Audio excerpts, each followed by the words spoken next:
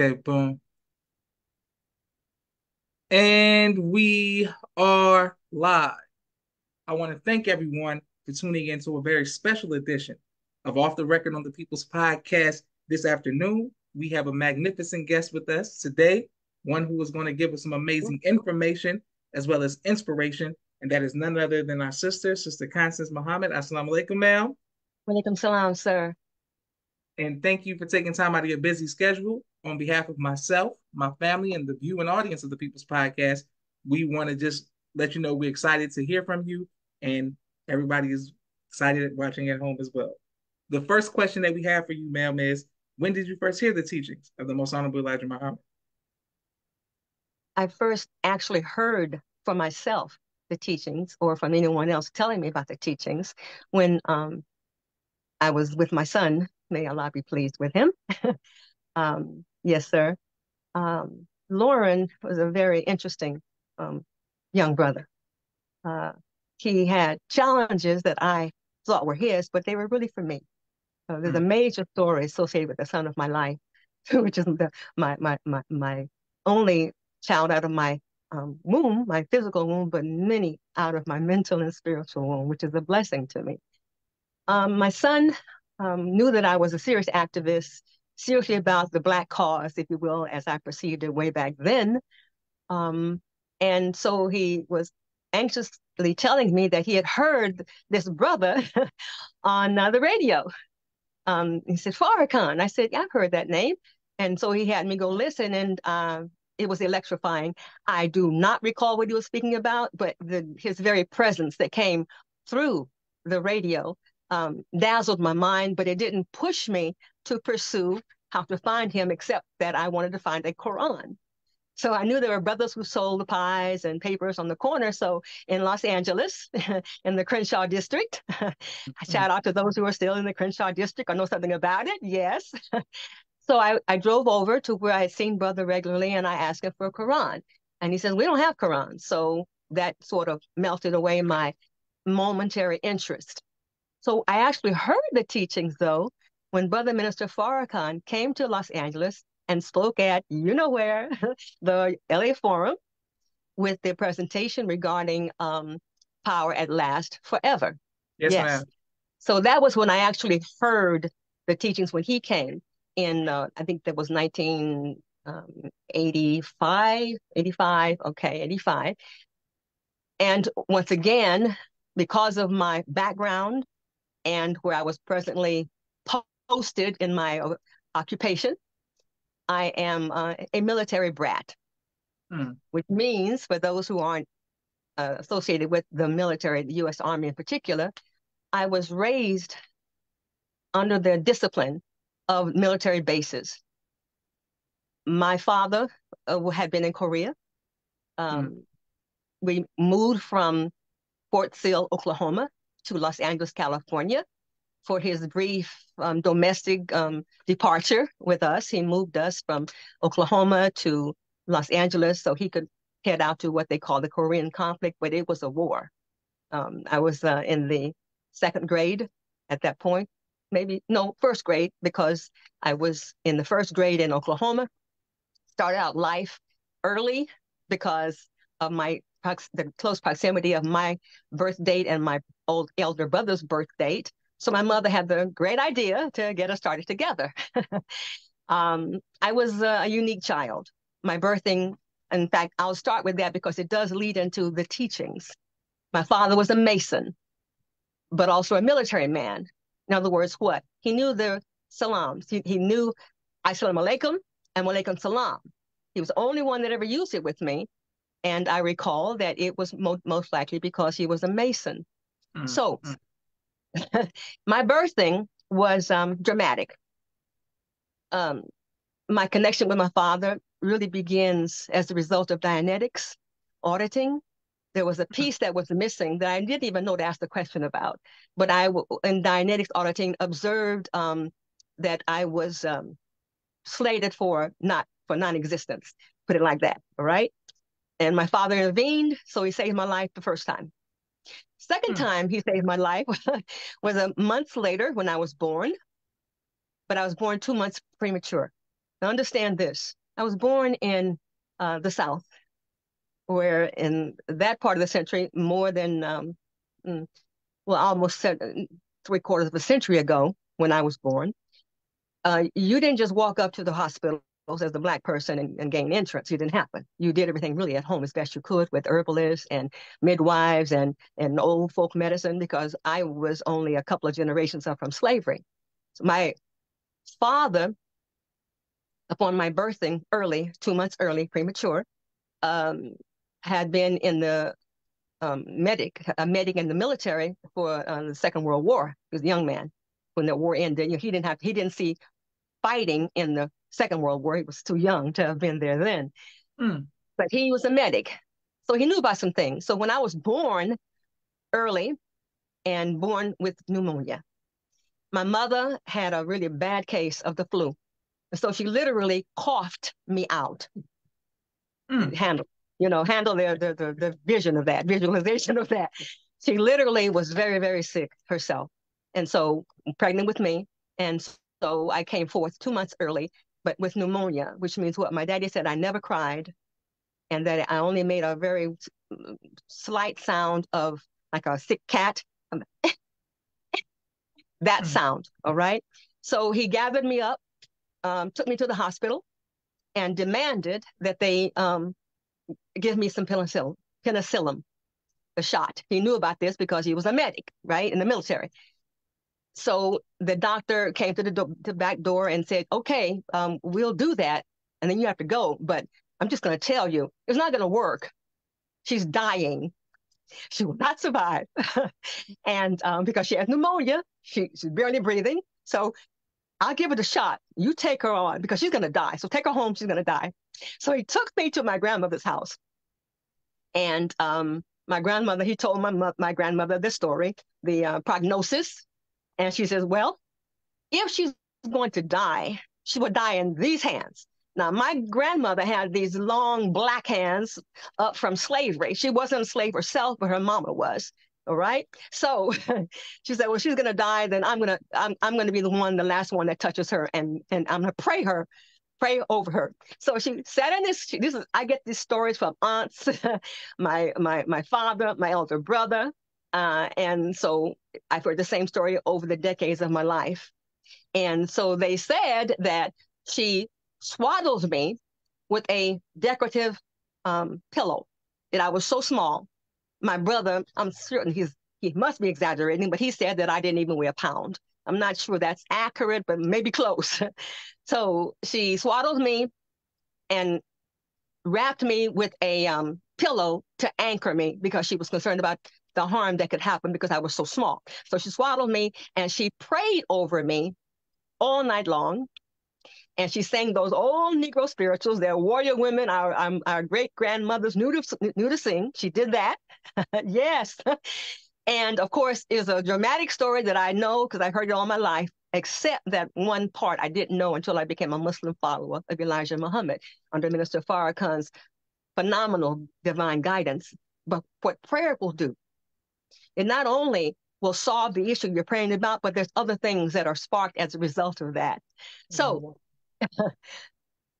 grandmother also was aware of the fact that I hadn't had anything to eat since being born. And I'm already, frail, small, can't breathe, can't suckle. So what she did, she got a little milk, put some sweetener in it, and some vanilla. And she dabbed her fingertip in that and stuck it on my tongue. And she kept doing that with me all night long. So I survived that night. And obviously longer than that. All the praise is due to Allah. So my beginning is tied to my father's military background. My matriculating to the point to where I embraced the teachings of the Honorable Elijah Muhammad at so-called middle age, actually 40 plus, all right? I ended up coming into the nation because of the teachings that allowed me to realize that all I had experienced all my life was evidencing the truth of the teachings of the most honorable and humble Elijah Muhammad. The great, magnificent presence of the Mahdi, Master Father Muhammad, my God, And of course, the Honorable Minister Louis Farrakhan. Now, I say all those three names because one of the things that I may be allowed to share with you, based upon time and interest, is one of the early in spiritual / vision encounters that I had before I joined the nation. Right? So let me go back to, so born, challenged, dramatic is significant for me as a believer, not just as the individual who the story is about. Of course, I want to be here. So as I went on and became actively aware of my daddy's status, he's okay. Let me slow it down. There's so much. Let me tell you this, my brother. I'm gonna share a little list with you, so you can appreciate my dilemma. Is that Allah has blessed me with a bright life, the most brilliant star of which is being a follower of the Honorable Elijah Muhammad under Minister Farrakhan's leadership.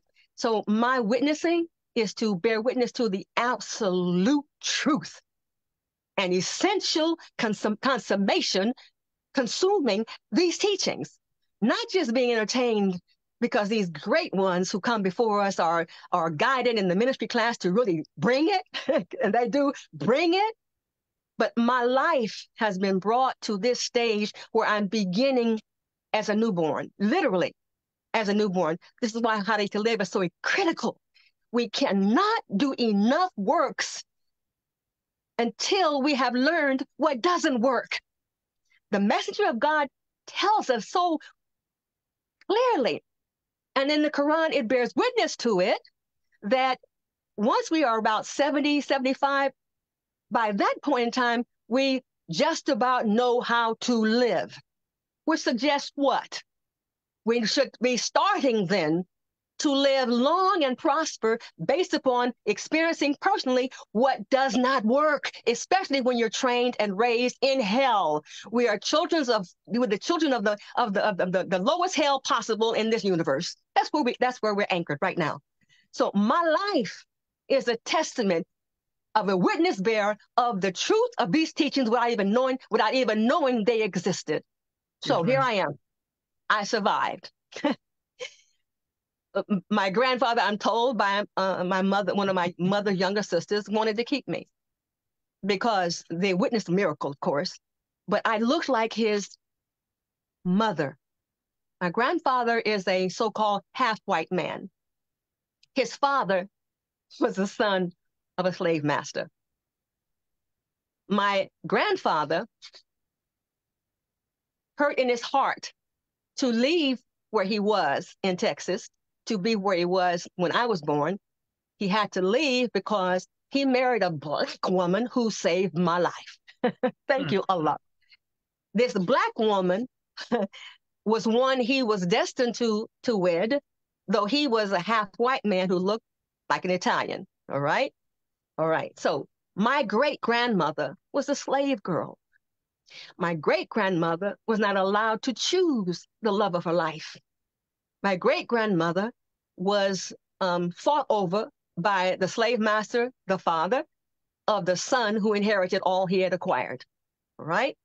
So my great-grandmother suffered and sacrificed so that not just me, but others could be here, though she didn't know it. I survived because I had to honor her sacrifice. So to keep it moving and to stay on point, I ended up on military bases around America and in France, being trained as a military brat. That's a term of endearment, by the way, in the military, to be called a military brat. So I was educated in military schools where the colonel and the general and the majors, where their children were being educated, which meant what? Even though there was a law against so-called racism on the Army base at those times, don't know if it's like that now, but it absolutely was illegal in those times, from 1956 to 1966, my presence there, all right?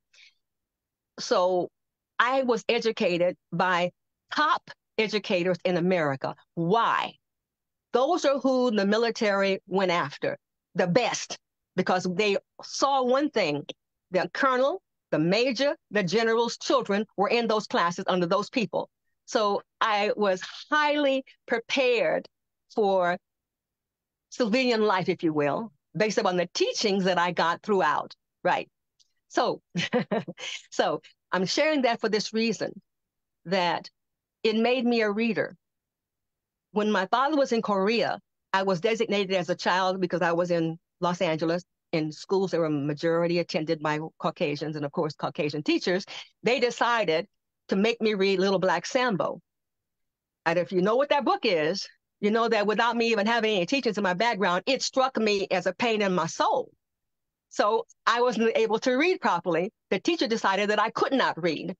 And so she mocked me in class, and I had to go home with a note advising my mother that I was an idiot, that I couldn't read, that I would never learn to read, and that I didn't respond because how could I talk to this woman who was treating me as she was, right? So what I was able to accomplish was that reading is more than just called fundamental.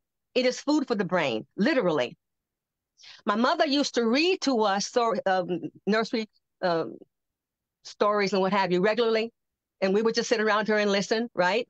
What I didn't know what was happening was that I was looking at the book while she was reading, and without realizing it, I learned the words she was reading.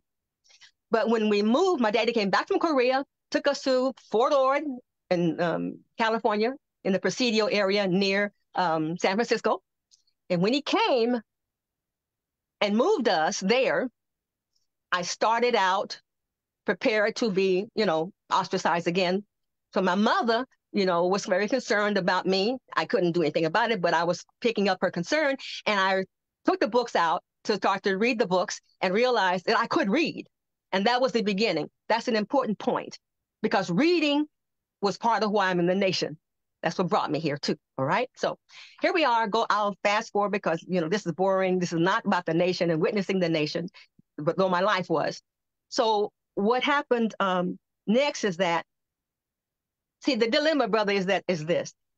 I've had several life roles, a survivor at birth. That includes not only being an Army dependent, all right, but I was involved in forensic debates in high school, so I was a debater. Okay, okay. All right, I was a debater, all right, so it's all in here, right? I was also an original oratory expressionist and got trophies for that, right? Okay, yes, ma'am. Yes, ma'am. Okay, so I am a wife, a mother, a homemaker, a motivational speaker, a writer. I was a bank corporate business plan preparation specialist in a top bank in California. I was a bank commercial and consumer loan investigator. So I got to see the books of Fortune 500 companies. And I also saw the phenomenon of how they can get whatever money they wanted from a bank just because they existed. I never, ever, except for one time, audited a Black company's books because there were no Black companies that this bank in 1980s that were being funded. Not then, all right? I'm a fashion designer and seamstress. I was a fashion model, all right? I was a realtor. I sold real estate in California, where the most difficult tests to get licensed as a real estate agent are in California, all right? This is significant because this is how I met the Honorable Minister Louis Farrakhan, a high technology defense manufacturer corporate executive for the U.S. military. This is what pushed me over the line because of what I witnessed, right? So being a government defense contracts manager and only executive negotiator, everything else was to support my position, and I was required to do only one thing: never bring home a loser. That was the only job I had. If you bring it home, we know it's fat, it's packed, and we can continue to operate as a Black business, formerly known as Univox California Inc. in Los Angeles, California. All right. So being a corporate administration manager without an MBA degree, I was that educated by my primary education on the military basis. But then I knew as a reader that I had to go take at least if I didn't have the money to go and stop my life to go to college, then I had to go to seminars and workshops and get it that way. And I got a lot of that. All right. So, all right. So I was involved in foreign and domestic business development, investment, and acquisition financial analysis. So I know how to look at numbers and know that this is just a picture of what you want me to believe, but know how to dig behind it and get the truth. Now that led me to, yes, that led me to Univox California Inc.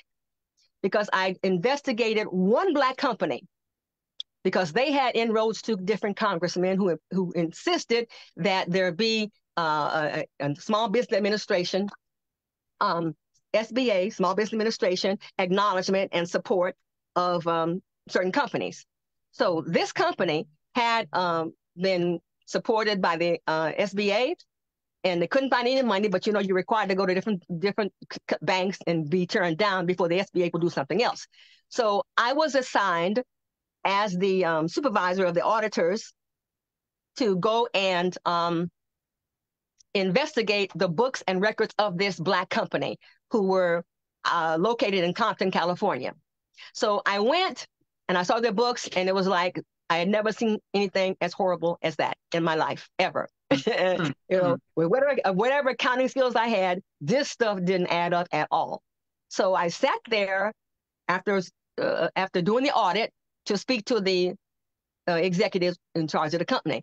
And they apparently knew something because they said, okay, tell us why you are not going to give us a loan. I said, no, sir, you are inaccurate. You're going to get this loan. But you do have to have me come back here and work with your accounting department to fix your records and books, because there's no way you will be able to keep the money when they come back for the regular audit. So I did that. That's a side story I won't go into, all right? But one of the executives who were present was a partner of those who owned this new opportunity. So I got a phone call a month or so later to come to discuss an opportunity they wanted to offer me. And that opportunity was they said, we have from our accountants, all right, certified public accountant, CPA, financial statements saying that you are bankrupt and we can't tell you why or how it happened. We don't have that expertise. So he saw what I did in this other company and asked me to come and look at the books. I had to go into the closet where all the dusty records are from the beginning of the company's existence. This company has been started by aerospace engineers, a Jewish man and a Black man. The Jewish man made the Black man buy him out because he knew something, but the Black man didn't know what he knew. He had been stealing to the point to where a federal case could lock them all up, the Jewish man. And the Jewish accountant for this Jewish partner was aware of the skullduggery he was told to do. So when I go into the closet to look at their books and records, I found it. And now I also know, my brother, that it wasn't because I'm so good at accounting. That was the spirit of Allah guiding me. I'm aware that happens a lot. At the bank, the reason I had no degree, but I'm in charge of all these white Caucasian male MBAs is because of the spirit of Allah's intervention, where I would be able to do things and know things and find things that no one else could. I wasn't that smart. I just simply had a communication connection. All right. So back to Univox. Minister Farrakhan came to the company, and this company was a small business, but it was a big deal because it supported several congressmen to keep them to pay for their attempts to be reelected and what have you. But also it was a Black business where the majority population, except for maybe 3 other people who were not of that population, located in South Central Los Angeles, were all Black. They had a chance to get something going on without having that legacy of Black on their back, So, and it was phenomenal. So we grew quickly. It was a phenomenal thing. It is Univox who brought forward the reverse osmosis water purification systems that were then used by the rapid deployment forces of the U.S. military. All right. I began to see something wasn't right, that I was witnessing without realizing it, when there was an incident, Desert Storm, in the Gulf, in Egypt. And around that time, Anwar Sadat was assassinated. I received instructions that gave me a code that I had sworn to respond to, which meant that whatever you're doing in your factory, you have to stop all of that and prioritize whatever of our contracts we say we need by when. And it was one of those water purification units. Mm. So I instructed the staff, the people in the factory floor, everyone that we've got this instruction. So you got to go do what you got to do, get it out here. By then, the Army's going to come pick it up by so and so and so and so. We won't ship it, they'll collect it. That was done. Fine. It comes back to be refurbished, for which we are supposed to be handsomely rewarded with payment. Okay. And when I went through the paperwork, something piqued my interest. It showed they didn't realize it. I guess we're monkeys. In fact, I heard them calling us trained monkeys a couple of times when they visited the factory to audit their contract performance, right? So what happened was that I read the paperwork and it clearly had been sent not to where they said it was going. It was in the Gulf, and it was there before he was assassinated. So right away, my heart was starting to have some problems because I knew that either if we didn't do it, we, the US of A, didn't do it, somehow we knew about it and we had our hands were dirty in it with blood on it, right? So that was just stuck somewhere, right? So by the time Mr. Farrakhan shows up to do that phenomenal program announcement that had to do with the power products, but the position of power, it lasts forever. He then was in communication with the owner of the company that I was working at. And in that communication, he came for a tour of the operation. It was a very big operation.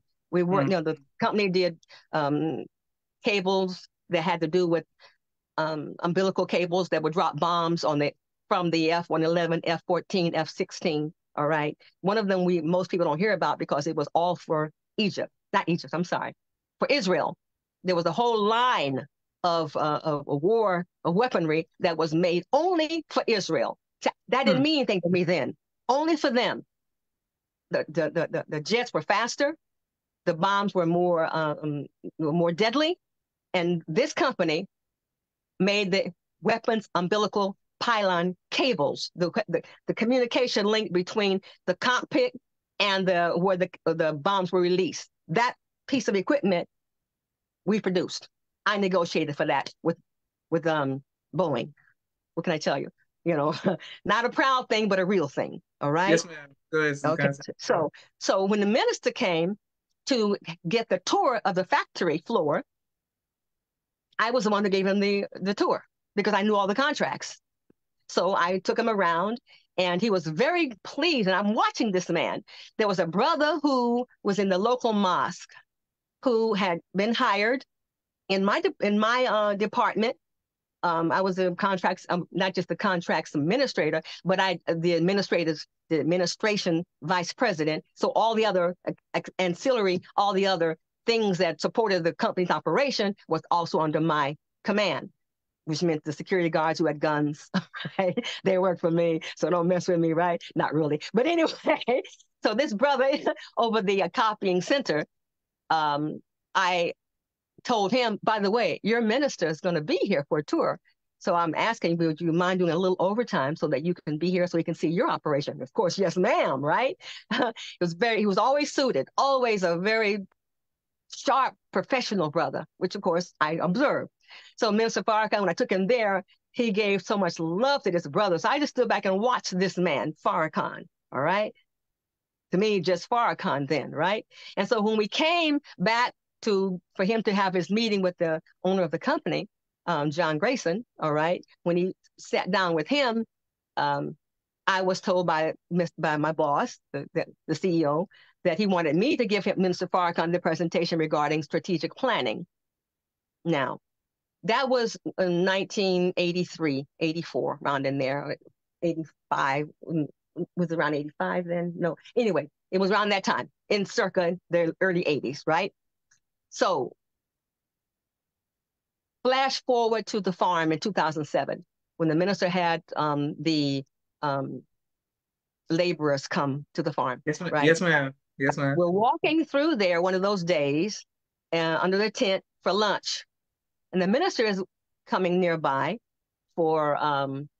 he's observing, his laborers. So I walk over to him because I see where he's headed. So I walk over to him, right? Brother Minister Farrakhan at that time, we're talking about 2007. So what is that? How many years later is that? 40 years Yes, since ma'am. I first met him. Okay, since I first met him. All right. So I at that point now I'm married to Brother Preston, who of course he knew. All right. And I walk up to him to give him the greetings, and he tells the brothers around him that Sister Constance is the one that taught me the principles of strategic planning. My mouth fell open. How do you remember that? And I even said it to myself silently, but I think Brother Mustafa may have heard me say, "That's crazy. How do you do that? You know, this man is phenomenal. How does your mind hold on to something to me that insignificant and that Mm, long ago?" So now, while the minister was making those tours to LA, I was blessed because of my position in that Black company to be invited to a setting where the minister was going to be. And during that setting, when I was speaking with him, privately, actually, no one was around who could hear. I wanted to know because my heart was being softened because of the reality of what I was observing, that America's hands were so dirty, so many things I was witnessing. And I said to him, Mr. Farrakhan, um, I was thinking about coming to the nation. He told me that this is your minister. This is our minister. This is the minister. He said to me, Sister Constance, I know your works. I know what you're involved in. I know what you're doing. And I have to tell you that you will be unable to do any of that if you come into the nation. mm, That was a big deal. That was a heavy announcement. So that was that. Now, Univox became a target for the U.S. government. It was there was an economic assassination on the company I was with because Univox was supporting too many Black things, Black schools, Black congressionals. Right? We were involved in the plan for the Congressional Black Caucus that was called a plan for the whole Black of America to come together and to inside of a system where we could alert each other as to what was going on, where it was going on, and we can all respond. Right? I was part of the author of that. So mm, too much stuff, too much stuff, and the company was too successful. Too successful. It was identified in the Fortune 100 small businesses as one of the top small businesses in America. A few years straight, this Black company was right. So yes, sir, that's great, but it cost the company's life. So because of what I had witnessed from the superior courts, what I had witnessed according to the negotiations that I was doing, um, it was horrible. It was racist, sexist. It was horrible. When I would go to negotiate, they pulled out all no stops to attack me, to get me to become emotional and lose the negotiating position. I was affected, but it was business, right? So I have all this in my backdrop, in my subconscious mind, and in my conscious mind going on. So when they finally shot the last blast that unplugged the company, I was the last one in the building. I had the keys to lock the building up, and I worked with the bankruptcy court, right, for them to. And I saw what was really going on. They were trying to milk as much as they could for themselves. Where was the money going? To the legal system. That was where it was going. The government of the United States of America took money out of the company's bank account, just took it out. You've heard this before. It happened to us during post-slavery time when we were building banks and what have you. They just took the money. They haven't stopped doing that. And mm. people don't understand. That's what we're part of, right? So again, witnessing the connection between my life before the nation and my life since the nation. Okay, so here we are. Company is dismantled. I have the key to lock the last door and walk away. I made a decision. Now, this is going to sound crazy, but it's what happened. I said, I can no longer be part of this United States of America. It's a lie. It's a sham. It's a fraud. And it's dangerous. It does what it wants. It kills economically and physically. It does that. So I'm out. So I now have, at my salary level, I would have lived luxuriously for at least 6 months off of unemployment. I Mm, even refused to do that. I couldn't, even though it was my money. But I had to go through their system and their hoops to get it. And I said, I'm not bowing anymore. I'm done. And I'm a single female at this point in time. So, that's the most scary thing to me in the world, is to be a Black woman who's approaching elderhood, if you will, at least middle age, and you're single and got no money in America. That just says you better sell something, And I mm, wasn't going to do. So I did sell my mink though, so I could pay rent. But Anyway, my basic business, I did that. I sold my condominium. All right. I did sell some stuff so that I could be open for what was to happen. This is when all the bells and whistles began to lead me to the nation off of all the seeds that had been dropped all my life. Right. So here I am, single woman living in a Soma condo and all the other goodies, now living in Culver City, which is outskirts of Los Angeles, right? Just a freeway exit off. And I'm, re- I'm experiencing the reality of what I had done, but I'm also experiencing the sound of ancestors that were coaxing me to agree to certain things, such as selling my condominium. I didn't do it initially when I should have done it, or best done it. But I eventually went ahead and bowed to the realtor to sell it, right? But also make it an environment that would be sellable. In other words, take all that black stuff off your walls. So that took a while to do, but I did do it, right? But I left one thing on the wall on a board, and I said, it is the ancestors' song that I hear. It is Mm. their sound and their song that makes me defy.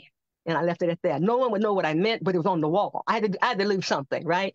So when I get that sold and I get to this apartment in Culver City, I'm now ready to exhale. And then I got a message because I was so upset. I said, I don't, this is my personal, private ache of a prayer out to the universe. I didn't know the name Allah to use at that point in time. And I yelled it out and I cried and I stammered. I don't know what to do. I don't like it here. I don't want to be here anymore. I don't want this. And the voice said, remember who you are. Mm. So I said, okay. I don't know what that means. I've been hearing that all my life. You've been saying that to me all my life as a little girl, whatever. I don't know what that means. And right now, I don't know what to do. In fact, when you say, um, remember who you are, who am I? Mm. Now, Nation of Islam members, buckle your seatbelt. I got one word, God. And I was like, oh, great, great. I can tell everybody that now, right? It at least broke the spell. It broke the spell. So from there on, I just simply laid into, I didn't know to call him Allah, into God, and he guided me.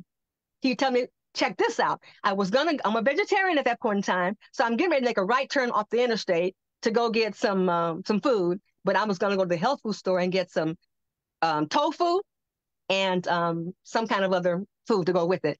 And they said, no, you make a left turn and go back home. So I got mad. But the relationship was as though this is a person talking to me that close, that clear. I Mm. got angry as though it was a parent, but I obeyed. And I made the left turn, went to the local store, got some things for a salad. Okay. And I saw that people were lining up to get this corn. And I said to the communication, can I get some corn? And they said, yes, you can have some corn. So I went and got some corn. So I got home, fixed the corn. It was very sweet. And the next day I got on the scales, I had lost weight. And they then said to me, see, if you do what we tell you to do, you'll always do better. So I'm like, Mm. okay, but of course you don't change just like that, right? So here we are now. I then have the experience in a dream where I'm told by God, it was clearly God. It wasn't, a dream image or anything. I dare you to allow me to speak through you. I said, Mm. okay, but I really, I don't know what that means, but listen, I want to remember all these things that I saw and that I heard that I read in the dream. Can I remember that? And he said again, repeated it, second time, I dare you to allow me to speak through you. Mm. So I said, okay, okay, okay.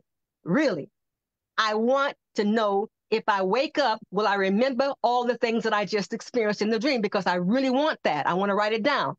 One more time, same voice, tone, everything. I dare you to allow me to speak through you. So I said, okay, I'm going to take that as meaning yes. I woke up, you know what happened? Everything went away Mm. because of faithlessness, because of failure to attend, right? So I cried, called my preacher at the church, called the one who was training me as a life coach, and who chided me and said, you know what you did? You didn't have faith in that communication. You have abilities there, but you did not listen. So that was done. A little while later, I'm awake and I hear the sound of, you are Universal Mother. said, what the heck is that? So Mm, I go to a new age kind of church that I had found in long distance away in San Bernardino, out from LA, right? And I said, this man knows a little bit, right? He's talking some really mystical stuff. So I dared to say, I never would tell anybody my experiences because I learned as a child that's dangerous. That is very dangerous to do that. So I dare to say to him, could you tell me what it means if I hear a message from divine that says I'm a universal mother? Oh, that's not nothing special. That don't mean anything special. I didn't think it was special. I just want to know what it means. He clearly didn't know. A little while later, I'm talking to this brother who called me from Chicago, who was given my phone number because of the work I was doing as a and involved in Network 2000, which was the multi-level marketing company for U.S. Sprint. It was an opportunity that was very lucrative, was really good. And being a speaker, I aced it. And I became a district director. U.S. Sprint sent me congratulations. You're now district director, blah, blah, blah. Great, whatever, whatever. Just give me my money, right? you know. So brother calls me and says, I heard about you from someone in LA about how well you train your people and how successful they are. And so I have someone I know out there and I'd like you to train them. So I said, okay, yes, sir, no problem. Send me the paperwork, blah, blah, blah. And he said how he was sending it via either UPS or FedEx, however. So I got the package, trained the brother, sent him the evidence back that he would need, Brother Preston would need. I didn't know it was Brother Preston yet, would need, okay? And then went on about my business to do what I was doing because this is how I'm earning my living. So he's serious, right? Along the way, oh, and I was doing that because I was told, I went to church one day, went to the pew because my life was crashing economically all around me, went to the front where they have these prayer pews, got on the prayer pew, on the bench to do my prayer. And I'm crying, please, I have money. I don't know what to do. The company has been stolen and killed and what have you. I don't know what to do, blah, blah, blah. And I'm not going to be part of America anymore. I'm pouring my heart out, right? And the voice said to me, get out of my business. Do what I already told you to do. mm, So I'm mm, like, so I started laughing. So of course the church people think I'm crazy because I'm crying and I'm laughing. So what they see is a loony bin person, okay, who's lost her job, blah, blah, blah, whatever. okay. So anyway, I then get up, go to my seat, and I'm filled with this energy because I had a response, not what I expected. So I go home and get a phone call where I'm invited to a presentation about this Network 2000 company. And that's why I joined it, got involved in mm, that business because, it all lined up like that. So now I'm saying this for a reason. I got the phone call from brother, and then I go to do my regular work, and then I get a message again saying, I don't want you to do that anymore from God. I don't want you doing that work anymore. I'm like, what? Wait a minute. This time's what? This how I make my living. She said, what I tell you, get out of my business. I know what I'm doing. You don't. So I said, mm, okay. So I did the unraveling, which of course I received a bad experience because of doing that. Not just the economics of it, but because people were relying on the power of my expression to really pull people in, right? So the one who was my so-called supervisor made me to know that no, you can't do that. You got all of us believing in you, all of us, going up higher because of you. You can't do this. I'm your boss. No, I won't accept it. I said, you have no choice, sir. I'm tendering my resignation. I'm not doing this anymore. Well, what do you got to do? So it's not your business, but I'm not doing this anymore. So I get a phone call a week or so later from this same person from Chicago. Hey, look, thank you. My man is kicking it. He's doing well. I thank you for the job you did. And I have somebody else for you. I said, hold up. I can refer you to someone else, but I'm not doing this anymore because I'm doing my life purpose now. I freaked mm, out when I said those words. That's not how I talk. So I was forced to say those words because that intrigued him. So he said, okay, fine. Well, you give me the referral, but if you don't mind, may I talk to you about what you mean by life purpose? I had written a little book called Motivational Minutes. mm, And I told him that this book was part of how I'm expressing my new life purpose, right? Using all that I learned in corporate and the banking, in military negotiating, in my schooling, what have you, and distilling universal principles that suggest potential for success.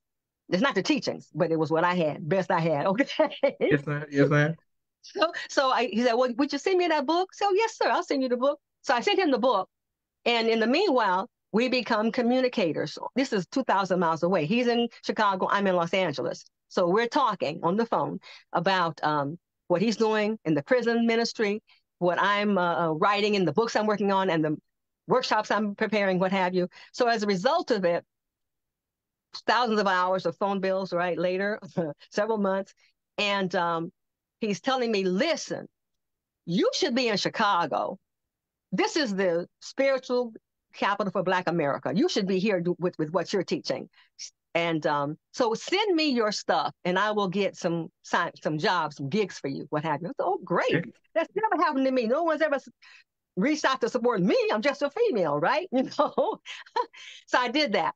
About a week later, he said he got it and he had lined up some interviews that I needed to figure out how I could be there to take care of it. And he said, oh, by the way, you sent me all that about yourself. I want to give you information about me. So how do you receive your overnight stuff? I told him, FedEx or UPS, one of them. And he said, okay, well, I'm going to send it. So it's going to arrive by Monday. So you be there since I understand you're in a security building, so you can open the door and everything. Oh, yes, sir. No problem. Thank you. I set my clock so I could get up early when they would arrive, right? I go to the door, peephole is blocked. I can't see, right? And so I said, well, I know who it is. It's a Caucasian brother, same one, not brother, Caucasian male. I knew who to expect and everything with the brown on and what have you. Open the door and I see the midsection of someone. The Caucasian male is shorter, midsection of someone. And so here he is, this brother saying to me, Assalamu alaikum. You know what I did? I punched him in the Mm. chest. You don't come to my house unannounced. Of course, knowing what's really going down, right? So he came to LA to ask me to marry him. Okay, okay.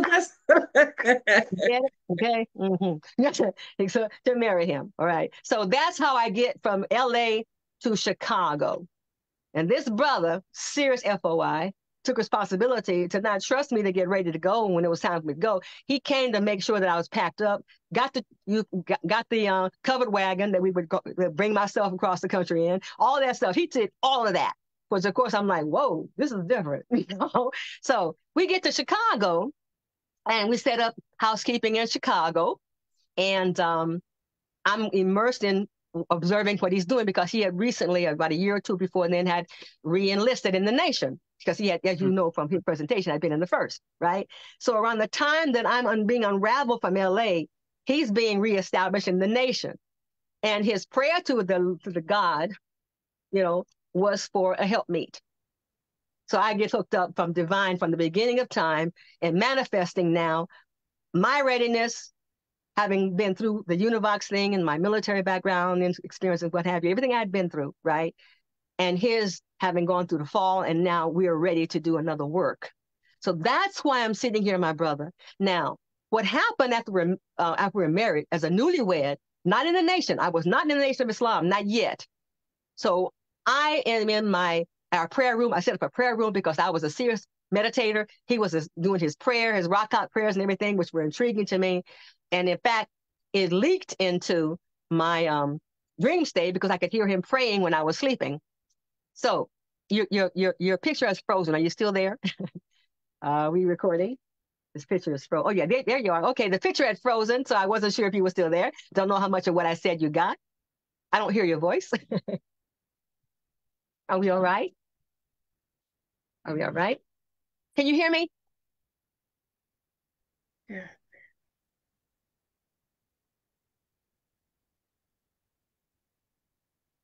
Okay, can you hear me? Yes, ma'am. Can you hear You me? can. Okay, now we had a little glitch going on for a minute, all right? Where the Okay, okay. screen froze and what have you. You can fix all that, I guess, if you have to do it. But anyway, so what happened was that we were in our new home in Chicago.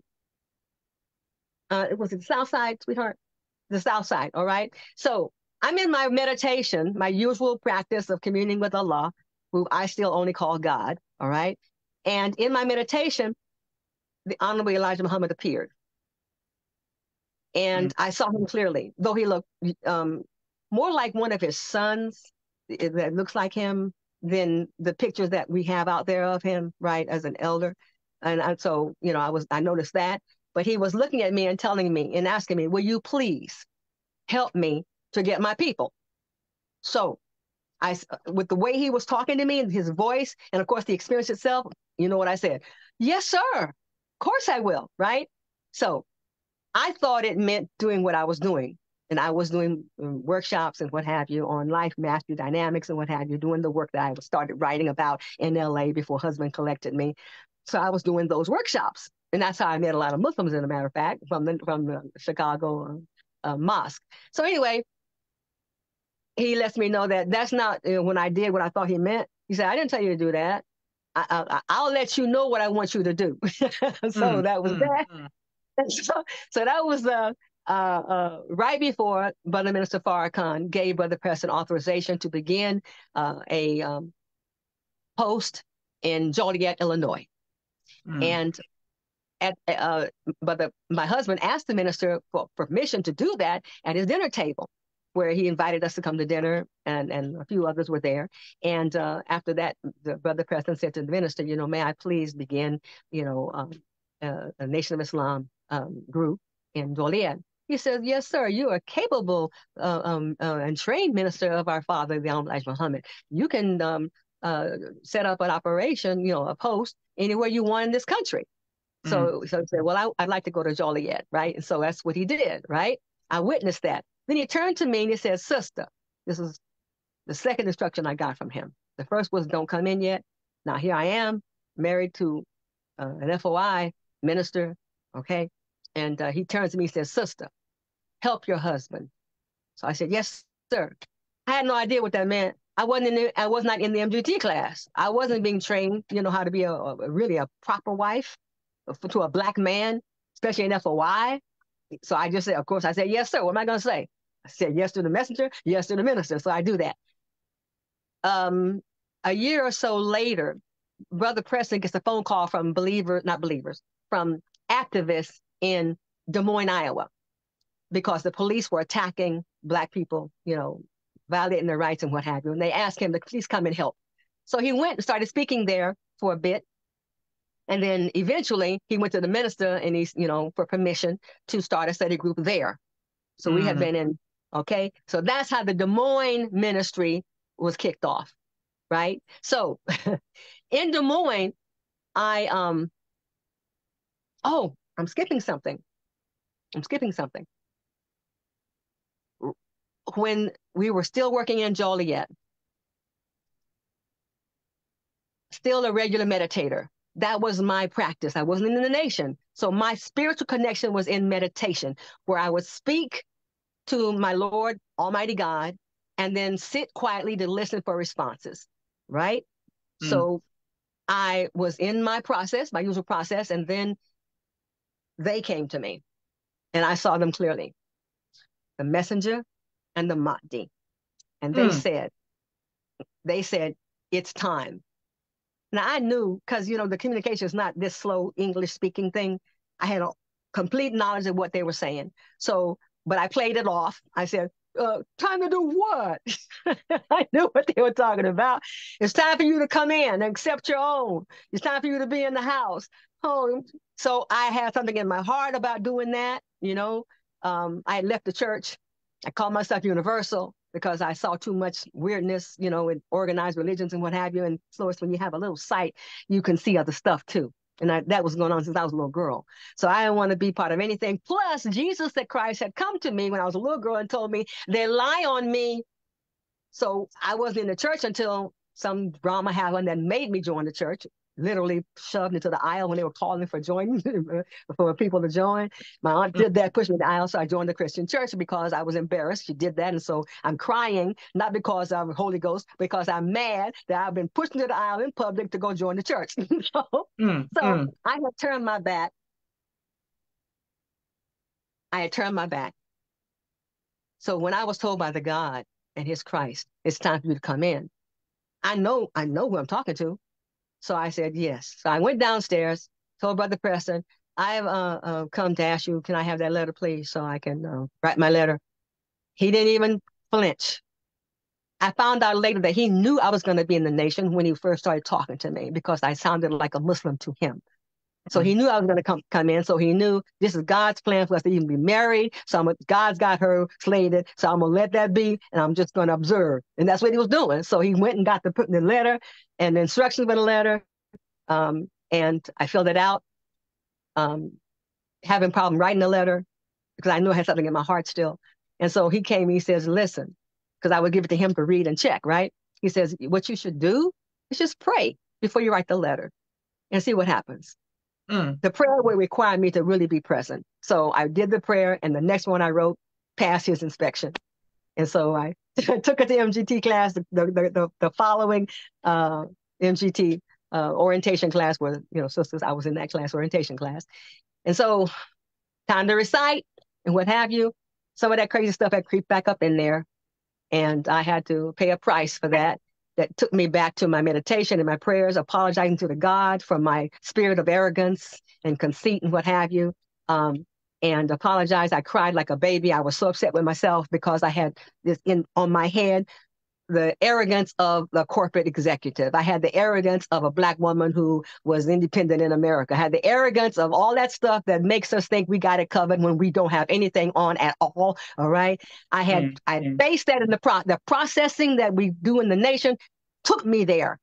So again, I'm witnessing the fact that the nation's program, every step of it, the structure, all of it is pristine and has to be followed. So I suffer the consequences of that, but it's a good thing because that's the price of admission, right? So come in to the class. And I am enthralled with much love in my heart for Sister Bessie Jean Farrakhan. That was my captain. I was blessed to be there when she was the captain, the national captain, right? And I will always be in a position of great of gratitude and great admiration for this phenomenal, brilliant, beautiful woman. My God, Minister Farrakhan's children are astounding crew. Okay. Yes. So next thing I know, we are after the Joliet, we're headed for Des Moines. And skip something again. Here we go. We're at dinner again with the minister. And my husband, Brother Preston Muhammad, tells the minister, I didn't hear the words. I didn't know he did it until Minister Farrakhan comes to me when I went to him to shake his hand at the end of dinner. You do that, line up, what have you. And he says to me, I understand you want to teach. I'm like, yes, sir. Yes, sir. Where's that coming from, right? And he says, okay, well, go to the ministry class that meets on so-and-so, Brother Abdullah Muhammad, and let him know that I sent you. You can be in the class. And then talk to, first chance you get, talk to Sister Ava Muhammad and get her input about how a sister can, it functions in the ministry. Yes, sir. So I go to the class. In fact, the attendees in the class that you may know is Brother, used to be Brother Shahid, the math doctor. He was in the class then. Okay, all right. Okay. And brother from Memphis, brother used to be Brother Anthony. Okay. Yes, sir. Now your brother Matt. Okay. And so, and of course, Brother Abdullah. So that was a class that I started out in. That was in 1991. By 1992, we are headed for Des Moines, Iowa. And the experiences in Des Moines, Iowa, led to what is one of the dominant postures of my life right now. And it has to do with how to give birth to a God ministry as a doula. A doula meaning a slave servant to a woman during her time of travail and childbirth. All right. Allah guided me to see the connection between all that I had ever done in my life to be a doula, all that I had experienced to be involved in the ministry of how to give birth to a God, connected to our evolution, connected to all of our assignments, no matter what you call yourself as a post or you're just a rank and file believer.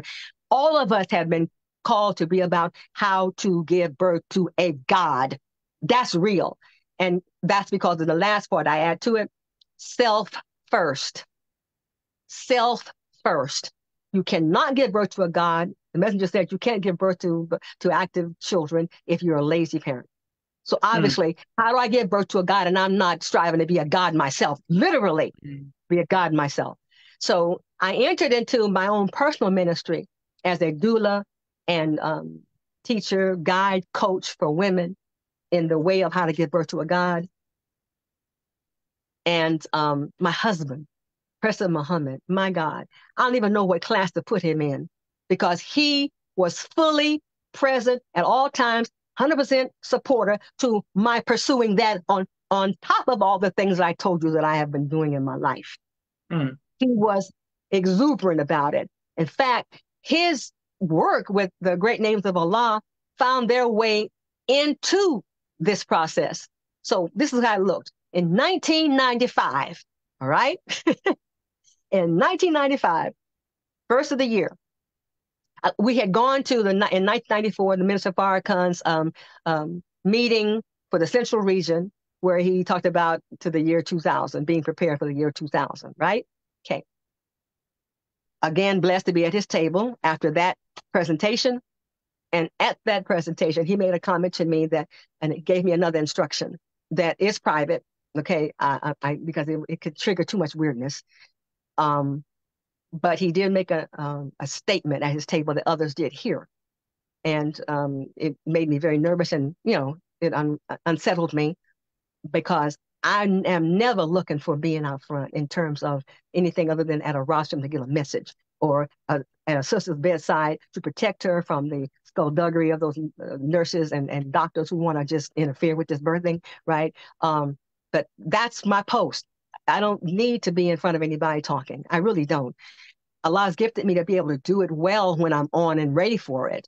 All right. Like right now, I'm not ready. Okay. This is talking about me too much. So it gets a little strange for me. Right? And I talk fast and I'm sorry about that, but I can't fix it yet. But one day maybe Allah will bless me to answer that prayer to slow me down. Okay. So not dead, but just slow down. So here we are now in Des Moines, 1995, preparing for Savior's Day. It's Savior's Day season, and we go to Savior's Day, and Sister then Captain Charlene Muhammad. I love that sister, my God. She was the first officer, first lieutenant when I came in under Sister Bessie Jean. And now she's the captain, right? So she had classes for us that really highlighted that issue of giving birth to a God as MGT, as captains who are to be in service to our sisters. So it struck me. Then there was another sister present who we were talking about what we were learning, and she came to me in a very unnerving way and whispered in my ear instructions as an example of how you help a sister when she's in the birthing chamber. I was, publicly embarrassed because it looks weird. What are you doing? You're talking in my ear so close. What the heck? And you're barking at me. She's giving me an example of how you have a sister soldier up during birthing. So I relaxed and I realized that God was saying yes. So I'm like, okay, when you speak, I have to listen. So I was listening to her and her spirit invaded my being. So after that, after the minister did his presentation for 1995 Savior's Day, that's the year we're going to the Million Man March, right? Okay. So you know what the season was of soldiering for that, right? So I get back to Des Moines and it's all about Million Man March season. So my husband has an idea to do a program to pull in to garner support around the state of Iowa and the Quad Cities of Illinois for the Million Man March. So he's an ideas man. Trust me on this. I witnessed it. The brother is off the chain brilliant when it comes to making stuff happen. All right. So here we are. It's Million Man March season. So we're having present programs, talking to all kinds of groups, all kinds of locations, pushing this, right? So in the meanwhile, in back of my head is growing this looming ministry. It never left me. I had cats around me, one of which invited me to be part of her birthing experience. She did. Sorry. She said, I'm not going to drop these kittens until you're present to watch me. Didn't know it was my introduction to being present when someone's having a baby come out, right? Allah does what he does with his whole creation. So anyway, Million Man March season. So he had me with him, Brother Preston, with him on all the college campuses around the state of Iowa to do presentations pushing the Million Man March.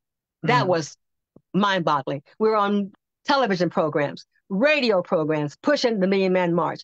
And when the question would come, regarding, well, it's for men, it's for black men, not black women. So why are you going to be there?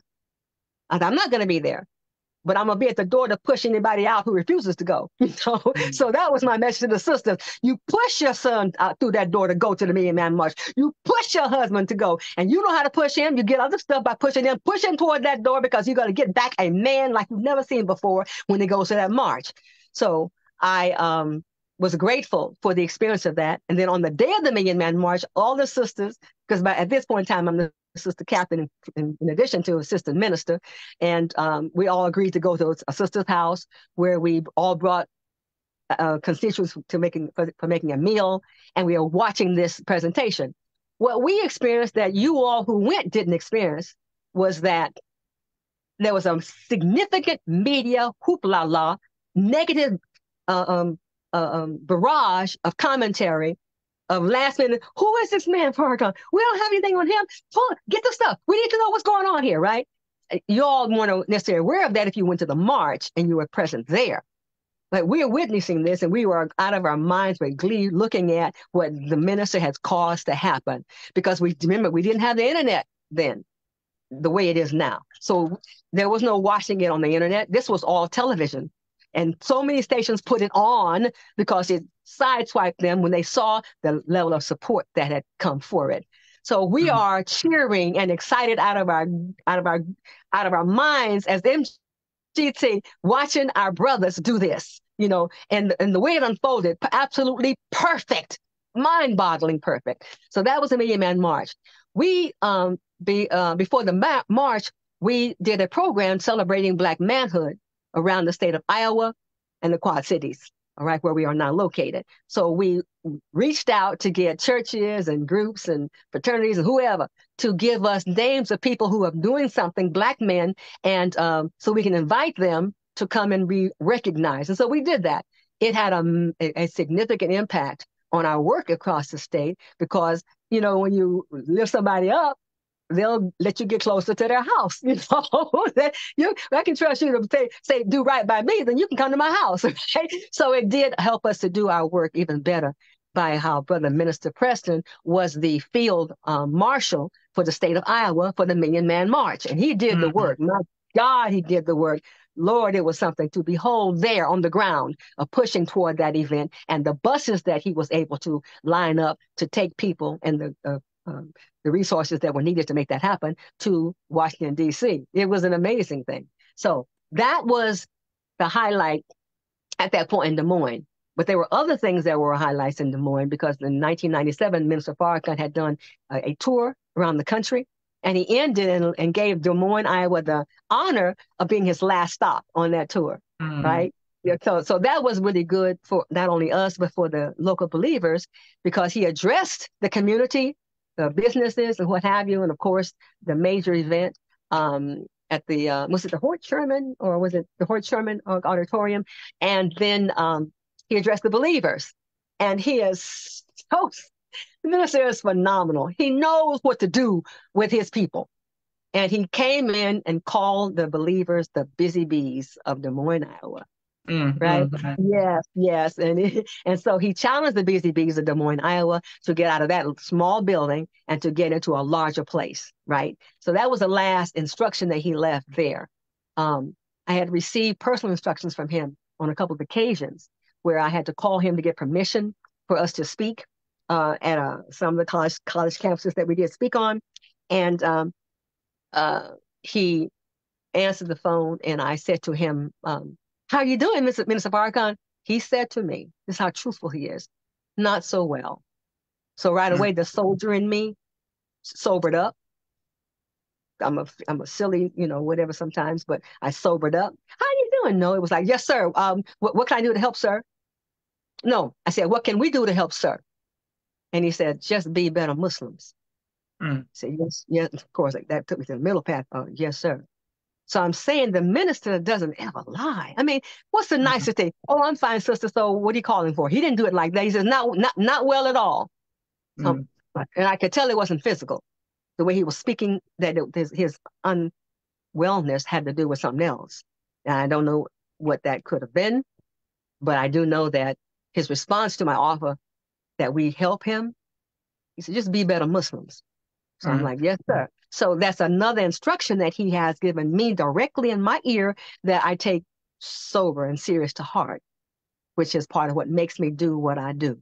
All right. Once again, witnessing Minister Farrakhan, witnessing his morality, witnessing his consistency, witnessing the fact that he has guided me throughout my life as a Muslim openly and in my um, tuning in, if you will, way. Why am I saying that? We have powers, my brother, that we hear the minister speak about, and we take it as a sideshow thing too often, I believe. Okay. Okay. So this manifestation happened for me during childbirth experiences. And this is when it gets to where you have other witnesses to something that's going on with Sister Constance. All right.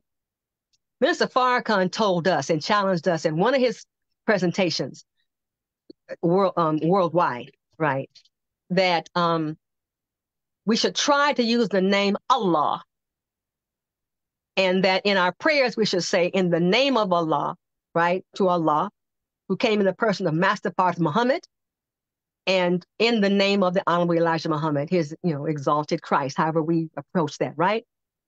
I'm in the birthing room with a sister who is a high risk pregnancy.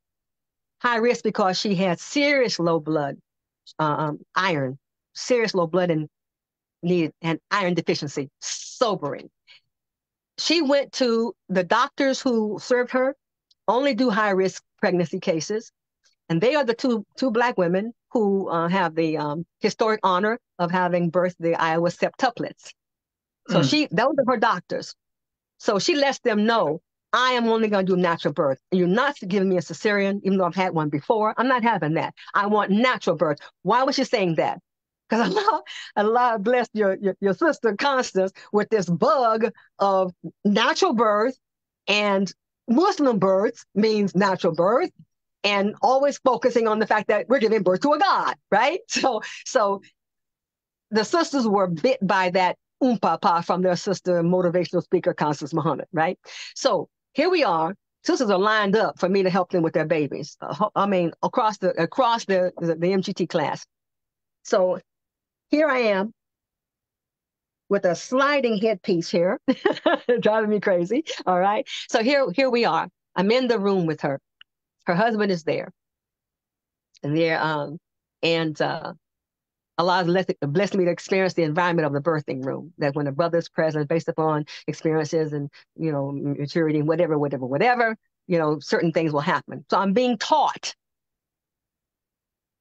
by the kitchen window. I'm in there learning as things unfold. Who comes in, what doesn't come in. I'm learning it all. So this whole environment, I didn't know that then. I'm saying it because we miss too much because we judge things should be a certain way, and it's never the way we think it's going to be. Not ever. We should be open to as Allah unfolds it, right? So I Mm. learned that phenomenon by this experience. Sister was following my instructions explicitly, telling her how to breathe. Not saying relax as much as telling her exactly what to do with her own muscles to relax, right? Mm. So she pushes out. I also knew that she was following the teachings of how to get of how to eat to live, because when you are having a baby, things come out that you are accustomed to doing in private. Fecal matter, urine, whatever. Okay, the sense of that will let someone know that you've been eating funny. This sister's process was sweet, quiet, amazing. So I knew she followed how to eat to live. I knew it right away. And then I could tell that the nurses were kind of surprised because they're accustomed to this happening when you're pushing out a baby, what have you. But this sister was clean. The scent of her was like not applied perfume, but a newborn baby scent that was a healthier baby. That was a scent that was coming off of her. Not because she was giving birth to a newborn, but that was her own personal scent. So I'm Mm. saying people know when you're not following the teachings of how to eat to live, Okay. especially when you're Okay. giving birth. Okay, so here we go. We get through the baby being brought forth quickly with less pain than usual. And now we have a baby here and a fountain of blood coming out of her. Right. So I see it, and I said to the doctor, "Is that normal?" Because I had done some birth, I never saw that before. You know, yeah, there's some bleeding, but not a fountain of blood coming out. And she said, "No, it is not." And I know she doesn't want intervention. I know that she doesn't want us to do anything unnatural, but I'm not going to let her die because she is now hemorrhaging. So I went over to the sister. I leaned over her. I said, "Sister, I don't have time to tell you what's going on, but there's a problem, and I need you to go to Allah, do a prayer in the name of Allah, in the name of the Honorable Elijah Muhammad, and tell your body to do what it's supposed to do." So I then asked her immediately, "Did you do it?" She said, "Yes, ma'am." Before she said, "Yes, ma'am," the fountain of blood stopped. And by that point in time, the nurse showed up with a syringe that had in it Pitocin, which is a chemical that they use to cause contractions to start in the woman's body when she's going to deliver. But those contractions are very unnatural and hard, but it will cause the clamping down of her womb that would cut off the site that was spewing out blood. Okay. But it had stopped flowing like that before that syringe went into her body. I saw it. Okay. Mm-hmm. Right. So what I'm saying is that the minister gives us instructions that we take as an applaud. Teach, minister.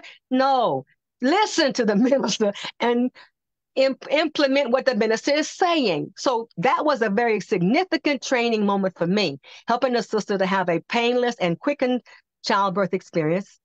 And then other sisters, of course, had heard the stories and they wanted me to help them too. So it developed into a continuous ministry. But there's one that I got to talk about. It's a sister who was suffering with the disease of AIDS. She had AIDS and she was going to a teaching hospital, university hospital, that had told her that that she was going to die, and that since she's pregnant, we want to take the baby, let's do an abortion and take the baby and study the baby to learn some things and to give you different things. We want to learn from what you're going through. In other words, it hasn't stopped what they're experimenting on us. So the sister and she had brain lesions, so she was not able to walk very well anymore. She wasn't able to talk at all. All these things were happening to her because of AIDS, right? So I got the story. I got the story from her mother, who, may Allah be pleased with her, has since passed. And her mother was telling me that that Sister Cassandra was going to Brother Minister Dr. Aleem in Washington, D.C. For the nation's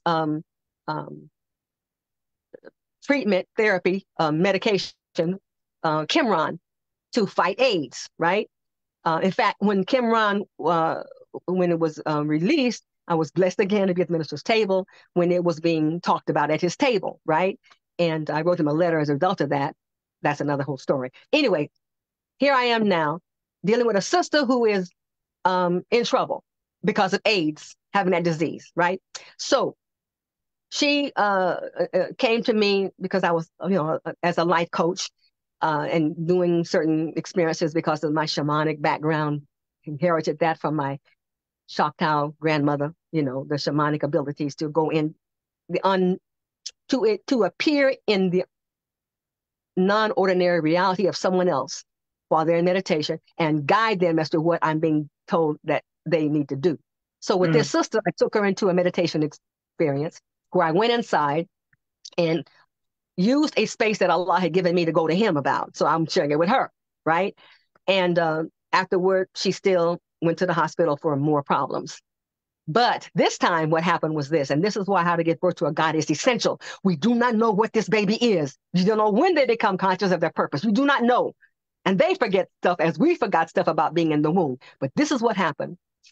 She was in the room. Her mother gave me the story because she was there to protect her, sleeping in the chair while her daughter was being dealt with by the hospital. She was in the bed, and a female doctor was over her talking to her, telling her that you're going to die. So let us take the baby. Let us give you medication. Let us give you these chemicals that we're experimenting with. Let us help you to be a benefit to your people. Check this out. by your own sacrifice, by allowing us to experiment on your body as you have this condition, especially being a woman who has AIDS, who's also pregnant. We can learn so much more because of this. Let us have the child and let us use you. And so while that woman is talking, that woman, not a woman, that female doctor, Caucasian lady was talking to her like this, the baby called her mother to her. You hear what I just said? The sister is laying in the bed. She's listening to the droning on sound of this female doctor, coaxing her to accept their experimenting on her. Then she hears the sound of a child call her, "Mommy, come to me. Come to me to that room that Sister Constance gave you. Come to me in that room." She goes into the room, and the baby first shows herself to be a girl. She could see it's the female, right? And then she said, "Don't listen to them, Mommy. You're going to be all right." Mm. She comes back out, and her facial expression, this is the sister's mama telling me what she saw, because she didn't know about this conversation. She said her face changed to one of anger and readiness to do something. And she looked at the woman who was talking in such a way that it scared the white girl doctor, and she left the room. She left out. In the middle of her sentence, she saw her face and left the room. The sister sat up in the bed. The sister put her feet on the floor. The sister walked over to her mother, and her mother said, "How can you do that?" She had lesions on her brain that caused her unable to talk. They're unable to walk. And she's now talking, and she's walking just like that. Her baby told her what to do inside the womb before she was born. That was dramatic. There's more to it, because I went with her to the hospital to have her baby naturally. That's another whole story, but I want to get to another one in here, because there's a sister who I worked with in the nation who didn't have the finances to fly me to where she was located. So I said, "It's no problem," because at that point in time, Allah had trained me how to do distance healing. All right. Just so you know, I'm certified as a Reiki Grand Master. All Go right. ahead, go ahead, go ahead. Yes, All ma'am. right. Yes, sir. But Allah revised that title because He allowed me to know that this universal energy that they talk about and what have you, the spirit and what have you, that it is Ruh. It is the great name of Allah, the moving presence of Allah. All right. And so I recognize it as being an aspect of Allah's self, of Allah's reality. And that as Muslims who are supposed to be working not only to know those names, but to live those names, are part of those names, right? That is not just entertaining teaching. That is to Mm. be implemented, applied Islam. So here's a sister who was in the nation, right? Who wanted my involvement in her pregnancy. So I'm working with her over the months and what have you. And in one of the exercises, I recite all the great names. Well, the 99 anyway, because there's more than that. All right. The 99 great names I recited while she's in a meditative state in that non-ordinary reality, so she can really hear the answer after connecting her to her baby. This is real. Okay. So I'm going through all the names, and I don't know what she selected, but she picked one of the names because she felt the response from the baby. So when it's time for her to give birth to the child, of course, she didn't have the money before. She don't have it now, and I can't just fly on for our budget, right? She go wherever people want me to go. So I said, "Well, that's all right, sis. I don't have to be present to help you. I just need the phone to be in loudspeaker so you can hear me, and so I can hear you. I will know what to help you do based upon being able to tune into how you sound. I know what stage of pregnancy delivery you're in by the sound of your voice." Right. So she, "Okay, yes, ma'am." So I had her do certain things like walk around the room, go sit on the toilet for a season, what have you. And she would describe to me what she was feeling. So I knew it's about time to drop the baby, right? So I had to go back to the bed, sis. And she said, "It's really hard. It feels like there's a balloon, there's a ball, I said, "That's good. Get in the bed. The bed that you made the baby in is the bed we're going to use to receive the baby out. All right?" "Yes, Mm. ma'am." So she followed everything I said. In the meanwhile, her parents are outside the door. They all came to make sure that she gets an ambulance to go to the hospital. They call the ambulance. She didn't want that. She wants to have the baby at home. So we're up against the sound of that going on and what's going on between she and I, me being the coach to the professional birther. So I told her at the moment the baby came out, that's when the paramedics broke in because she wasn't responding. um, what can I tell you? There's a story behind that too. She didn't want them to be involved in her birthing. She already was an MGT. You're not coming in here. Oh, you were males too? Oh, heck no. But her parents were insistent and gave them a permission to break in the door, right? And I heard it. So when they came in the room, they heard my voice. I said, sister, you got to have your husband be the one to cut that cord when it stopped pulsating, because all that blood that's still in there belongs to your baby. These crazy people will take that blood and experiment with that blood to figure out the key to us. Don't even let them have that blood, right? So, yes, ma'am, yes, ma'am, yes, ma'am, because she was breathing the way that I gave her to breathe, and that's what I got to share with you, brother. There's a breathing technique that is using only the name Allah. It works by reducing the sensation of so-called pain, and it causes the perineum to relax more, which makes the baby's exit easier. Just the one word name, power, Allah. Why? Scientifically, because your mouth is wide open when you say Allah. Allah. It's wide open, which relaxes the body of a woman during any time, a man during any time, if you just simply call on Allah. Not spooky, real, right? Scientifically proven, right? Allah gave me that to use with the first birthing that I did. He told me what to do. And it worked the first time I ever did such a thing. Never saw a birth in my life, all right? Didn't see my own because I'm up here and that was another location, okay? So I'm saying that she was using that, which caused the baby to slide on out to the husband's hands. And so I heard the sound of people breaking in the door. And so her husband, I said, brother, did you do what I told you to do about the string and the scissor and the hot water and all that to sterilize these implements? He said, yes, ma'am. I said, okay, so I want you to get ready to cut that cord. And the paramedics were in the room at this point in time, and they asked the sister, who's that voice on the phone? Who is that? She said, my coach. So you stand back. She was that present. No, you stand back. I'm having my baby my way, right? So the husband, when he saw the pulsation stop, he cut the cord, and the rest of the day is history. So she had a birth at home with her MGT sister, following the teachings and the wisdom and guidance and the mentality of consciousness that a believer can manifest to be in charge of their own life, to do for self. That's all it takes. You got to have the belief. You got to know this is real and true, proven by the fact that you implement it, especially in an emergency. So that was one sister. The last one I did was a sister that I had never seen before in my life. These sisters I had seen, I taught by being in Des Moines, right? And they moved, what happened. But there's a sister I had not yet seen at all, who had been given my phone number by someone after she found out that Mother Tanetta had yes, sir. Well, thank you so much.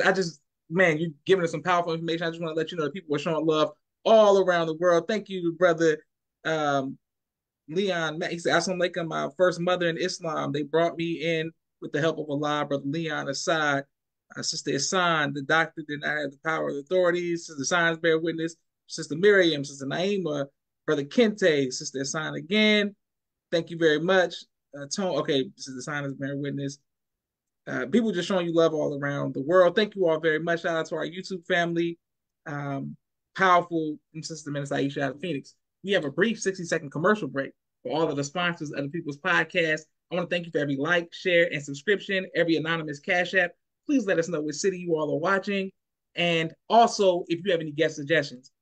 When we come back, I want to know, how can sisters reach out to you who would like to use your service around the country? We want to come right back to that, but after this commercial break.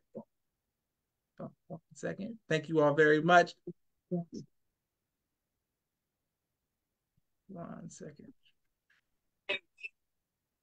With the People's Podcast, Street Premier Media Production. He has a 4K camera and a drone. He does television and film editing. Please reach out if you need any of that. Sister Naima, Stay On Point Dance Academy. She teaches ballet virtually to young girls all across the country. Sister Miriam, ABC I Love Me children's book and coloring book. My father's book, A Soldier in the Movement of Christ. My two books, Cleopatra, which is a children's book, and No Father, No Excuse, both of which are available on Amazon. Perfect. Okay, yes, ma'am. And Sister Constance. Yes, sir. Especially once I upload this to YouTube, people want to know, how can they reach out to you? Is it via email, social media? How would you like the people to reach out to you who would need assistance with your birthing and things of that nature? Yes, sir. At this point, um, my email address is probably the best at this point. All Okay. right. And that you shall I give that to you right now? Yes, ma'am, please. All right. It's JCW, J like Gerald, C like Constance, W like Webster, Muhammad, Muhammad, at yahoo.com. Perfect.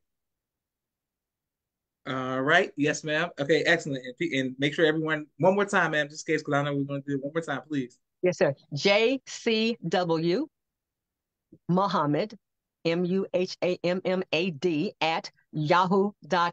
Com. I'm supposed to com. Sorry. Great. Yes, ma'am. Excellent. Okay, we're ready for your story, ma'am. Oh, okay. Yes. So I have a myriad birthing experiences that I can share, and everyone was different. Some of them I had to use the spiritual gifts that I didn't even know were there because when I'm in that space, it's not me anymore, and it doesn't mean that I'm not present or being alive, and there's not Sister Constance, but Allah taught me right before my husband appeared to allow him to speak through. He was teaching me. I don't have it typed yet to speak through me. Well, it's more than sound of voice and presentation. It's whatever thought you get, even if you've never done such a thing before. You just do it.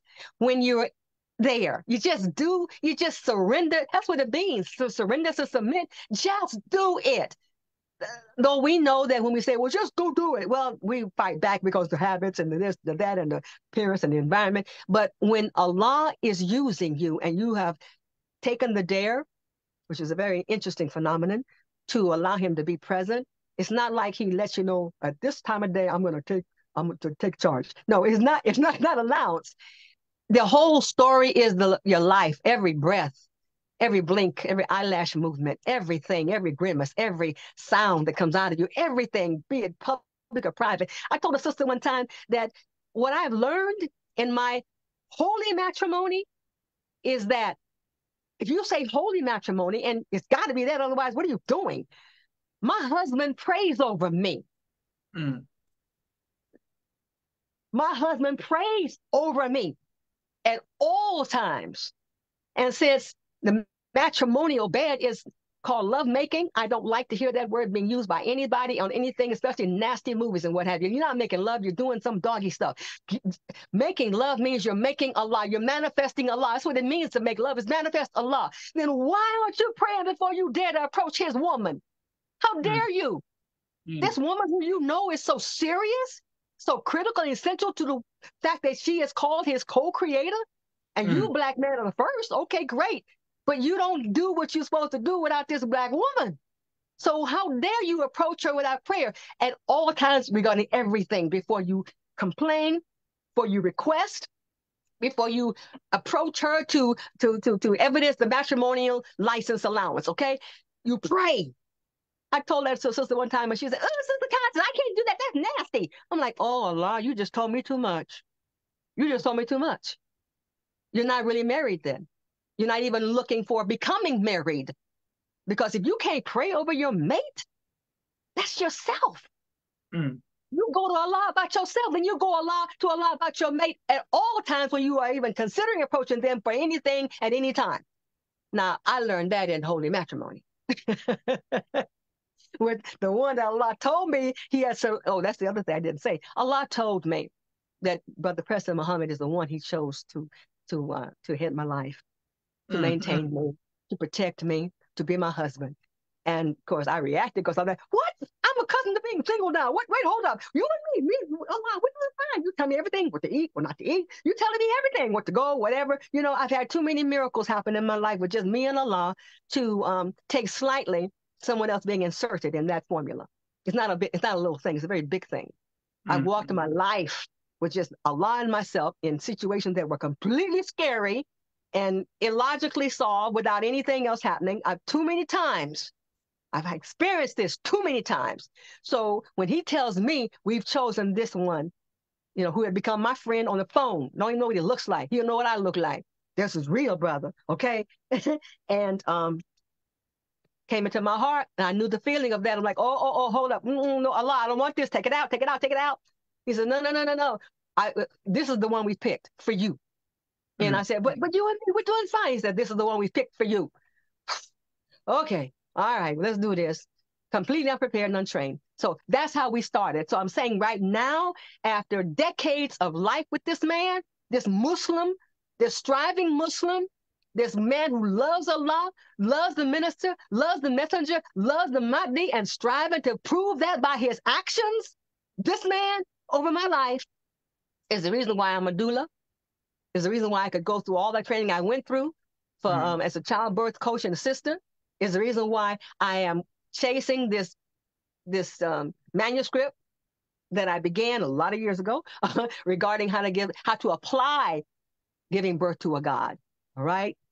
This man who has allowed me to be a partner in his ministry and the Dwight Correction Institution. We went to a women's prison, contracted to mm, be there as the Nation of Islam ministers. All right. After the minister mm, Farrakhan authorized my being in the ministry class when he did. Okay. So I'm just saying that this man is the continuous, consistent reason and methodology for my growing into why I was born in the first place. And that's what's real. That's why it's a life mate. It's not just from that point forward. That's where you were headed all along. You were headed all along to this mating with this man, with this woman. You were on your way there. You can't pick it. You can't pick when the encounter will happen. You can't pick with whom. You do the picking, and you got 5 or 6 marriages down the road that have failed because you won't give it to the one who authorized it in the first place. And that's Allah. That's mm, Allah. mm, Master Father Muhammad. End of story. No more discussion. No matter what you got to say, I got something to cover that. So I'm saying, what is that? My own life experiences. And I haven't experienced everything, but I have counseled enough people to get some other insights and what have you. And I'm just saying, before I go another step, you got to pray over your woman. You got to, before you approach her, you got to pray over your man before you approach him. You got to pray before you talk to her, before you talk to him. Before you make a decision about him or her, you got to pray to Allah. You got to ask him because that's Allah's son and daughter. That's not yours. You may use their money and their prowess in the kitchen and wherever else, but that's not yours. And you don't have the divine plan. Okay. All right. So here we go. As a Reiki Grandmaster, you got to know this because it heads into the next birthing experience that I want to share with you. And then the birthing associated with being a urban gardener farmer. And then whatever else you want to do. yes, All ma'am. right. The the I have been doing a lot of counseling to people using the phone. All right. And then I took a season of break from that for my own personal reasons. And I'm thankful a lot for that because there was things I needed to know about myself that I did not know. I didn't know what was lurking inside of me that had to have air, that had to be put out there so that I could be better and more useful to him. So, Mm, and a better servant to the minister Farrakhan. We don't know what we're sitting on. Dianetics auditing, the boon for me. A boon for me.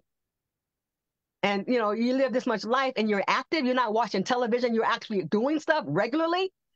You have a lot of encounters and a lot of negative energies coming at you that you don't even realize, or you do something with it to be able to keep functioning, right? So I didn't do drugs, I didn't do alcohol, I didn't do illicit relationships and what have you. Those weren't mine. Mine was going to meditation, talking to mm, my Lord Allah, who I've been talking to all my life. So here we are. There's a sister who was given my phone number, and she contacted me after Mother Tanetta passed. And she was heartbroken because she had wanted to talk to Mother Tanetta about certain serious spiritual issues, serious issues. And sisters, we have to use cotton because it doesn't do what this stuff does. Okay, it doesn't move back. We got to use cotton.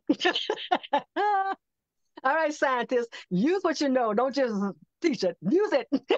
So it didn't dawn on me that I would be doing this sliding thing, but that's okay. Here we are. You're my brothers and sisters. You love me, so I know it's all good, right? Okay. All right. There you see, 2 thumbs up. I love it. All right. So there's a sister who got my number, my phone number, which I'm not accustomed to handling because I've made adjustments in my life for the good reasons. And so the phone rings And a sister introduces herself, and I'm right away on guard. What? Who are you, an agent? Who are you? What are you? Who sent you? What's going on? What's the trick you're pulling? Are you from Nigeria pushing something that you want me to get involved in with the banking? What's up? So I'm on post about the telephone. I didn't recognize the number. Sister was given my phone number because she wanted to acquire the spiritual insights of Mother Tanetta Muhammad. And I told her, well, I will counsel with you according to what Allah blesses me to do, but I have requirements. Number one, you must stay in your MGT class. You mm, must mm, bow to your MGT training. You must do that. mm, mm, You must be a mm, dutiful wife, right? You must, whatever I tell you to do as an assignment, you do it. You don't do it, you don't call me again. I'm not playing. I did the counselor entertainer thing. I don't like it. I don't care how much you paying me. I've had millionaires call me for input. And when I realized that they were just getting entertained by my expression, I don't know what that's about, and you wouldn't implement and you were insensitive to how your power influences other people, I can't help you because you're mm, not present. It's not that we don't have the same politics. You're not present. I'm not playing. This is my life work. I'm not playing. I'm not here to fill up your boredom. Go watch something on the internet, but leave me alone because that money you pay me, I'm going to spend it on bills anyway, so I don't really benefit. Okay. Because my soul is not at peace. So no, it don't matter. Don't matter what you pay me.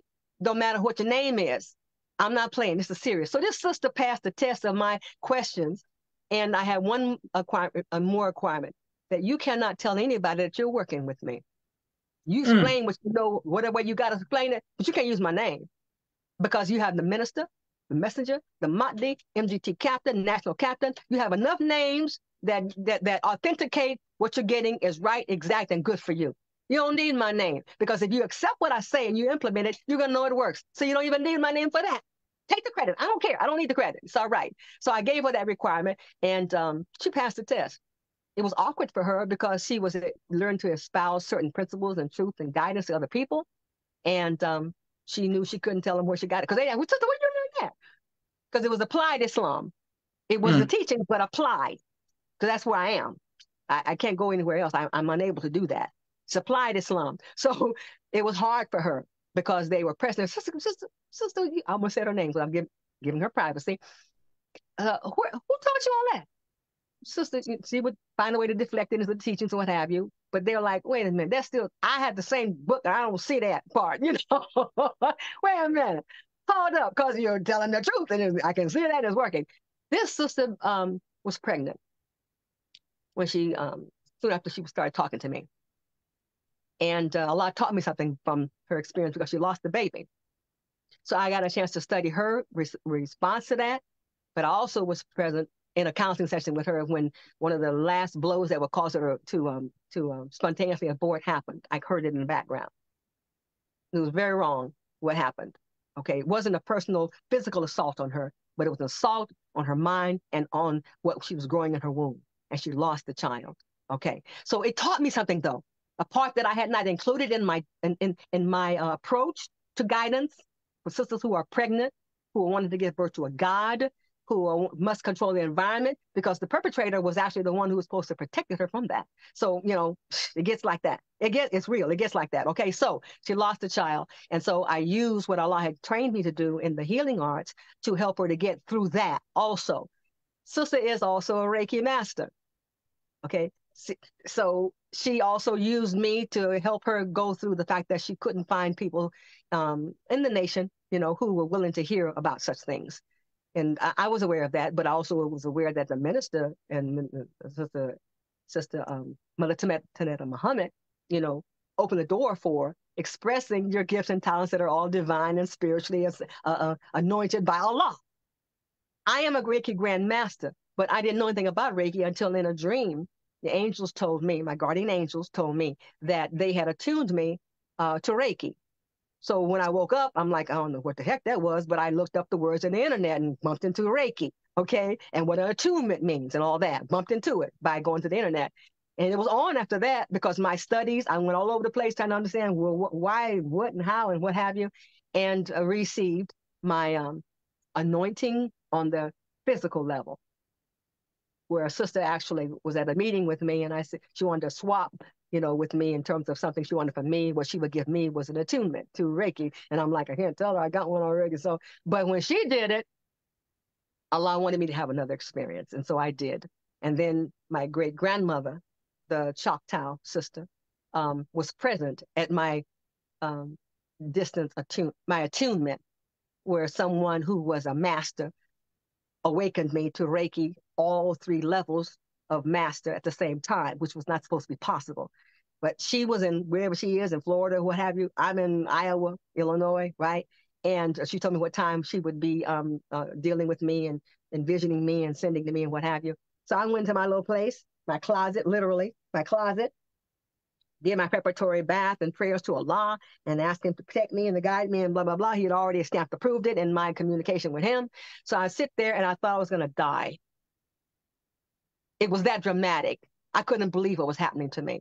And that's where I saw my great grandmother come. She was there. And I called my mother to ask, what does a great grandma Fanny look like? And she described, and that was the woman that I saw who was in front of me, who had been gone a long time. But I'm not saying she was a ghost. I'm saying that the spirit of Allah manifested in that presentation to me. And then she gave me her awakening, transitioning to me shamanic abilities. And that's when animals started coming in my dreams, in the street, hawks in the garden and all over the place. They started coming to me with messages, mind boggling. But that's our ability as original people. We got to get that back. As Muslims, just like that, based upon our sobriety and our willingness to serve, to sacrifice and serve. Okay? So, this sister, we worked through her miscarriage. And then sometime later, she's pregnant again. By then, I had been teaching her about how to give birth to a God in terms of preparing the womb, preparing the mind of womb, the body of womb, preparing, these seasons of 9 months, right? Or at least 7, because usually you don't know you're pregnant for 2 months, all right? So we were working like that.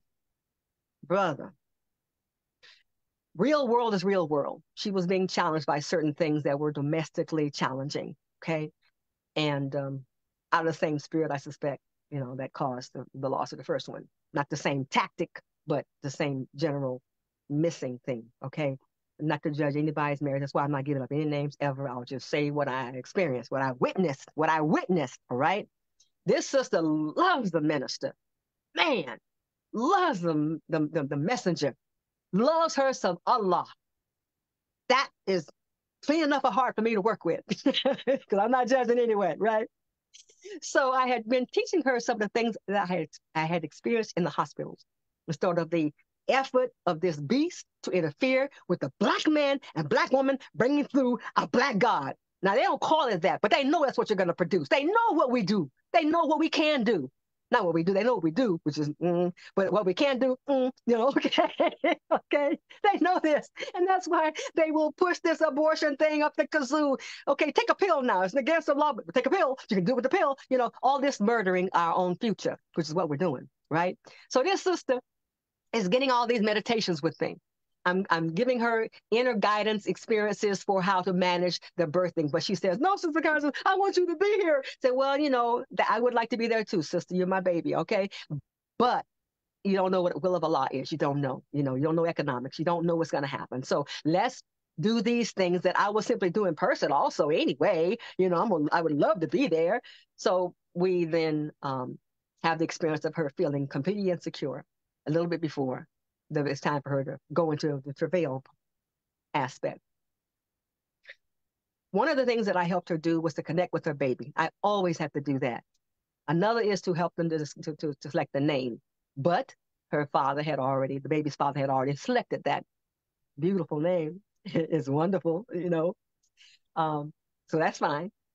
As it turns out, they thought about it, but he won out, and that's fine. Okay. In the experience of working with her, I took her to the baby to meet the baby and to bond with the baby and to make a conduit communication with the baby, because the babies will tell you so much that you can't believe. They will tell you who should be there in the room when they're born. They should tell you who the doctors should not be involved in. They will tell you what's going to happen. They will tell you. Now, how do they do that? Well, remember something.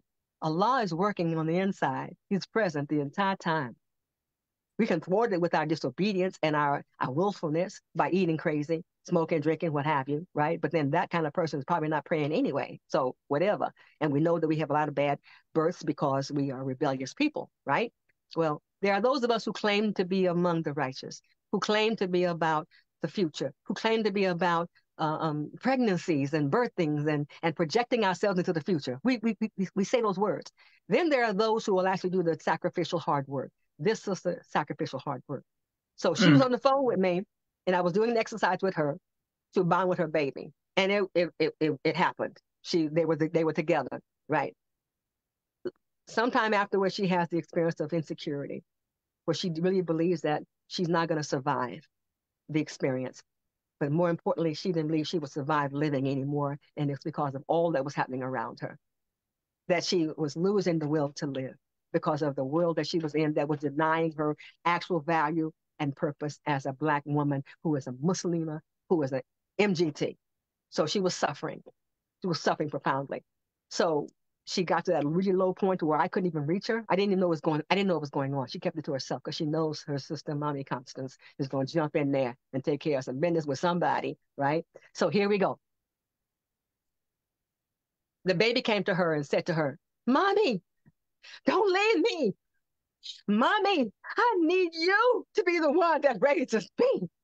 Mommy, we can do this. Mommy, please, please, Mommy, you got to do it. You got to be with me.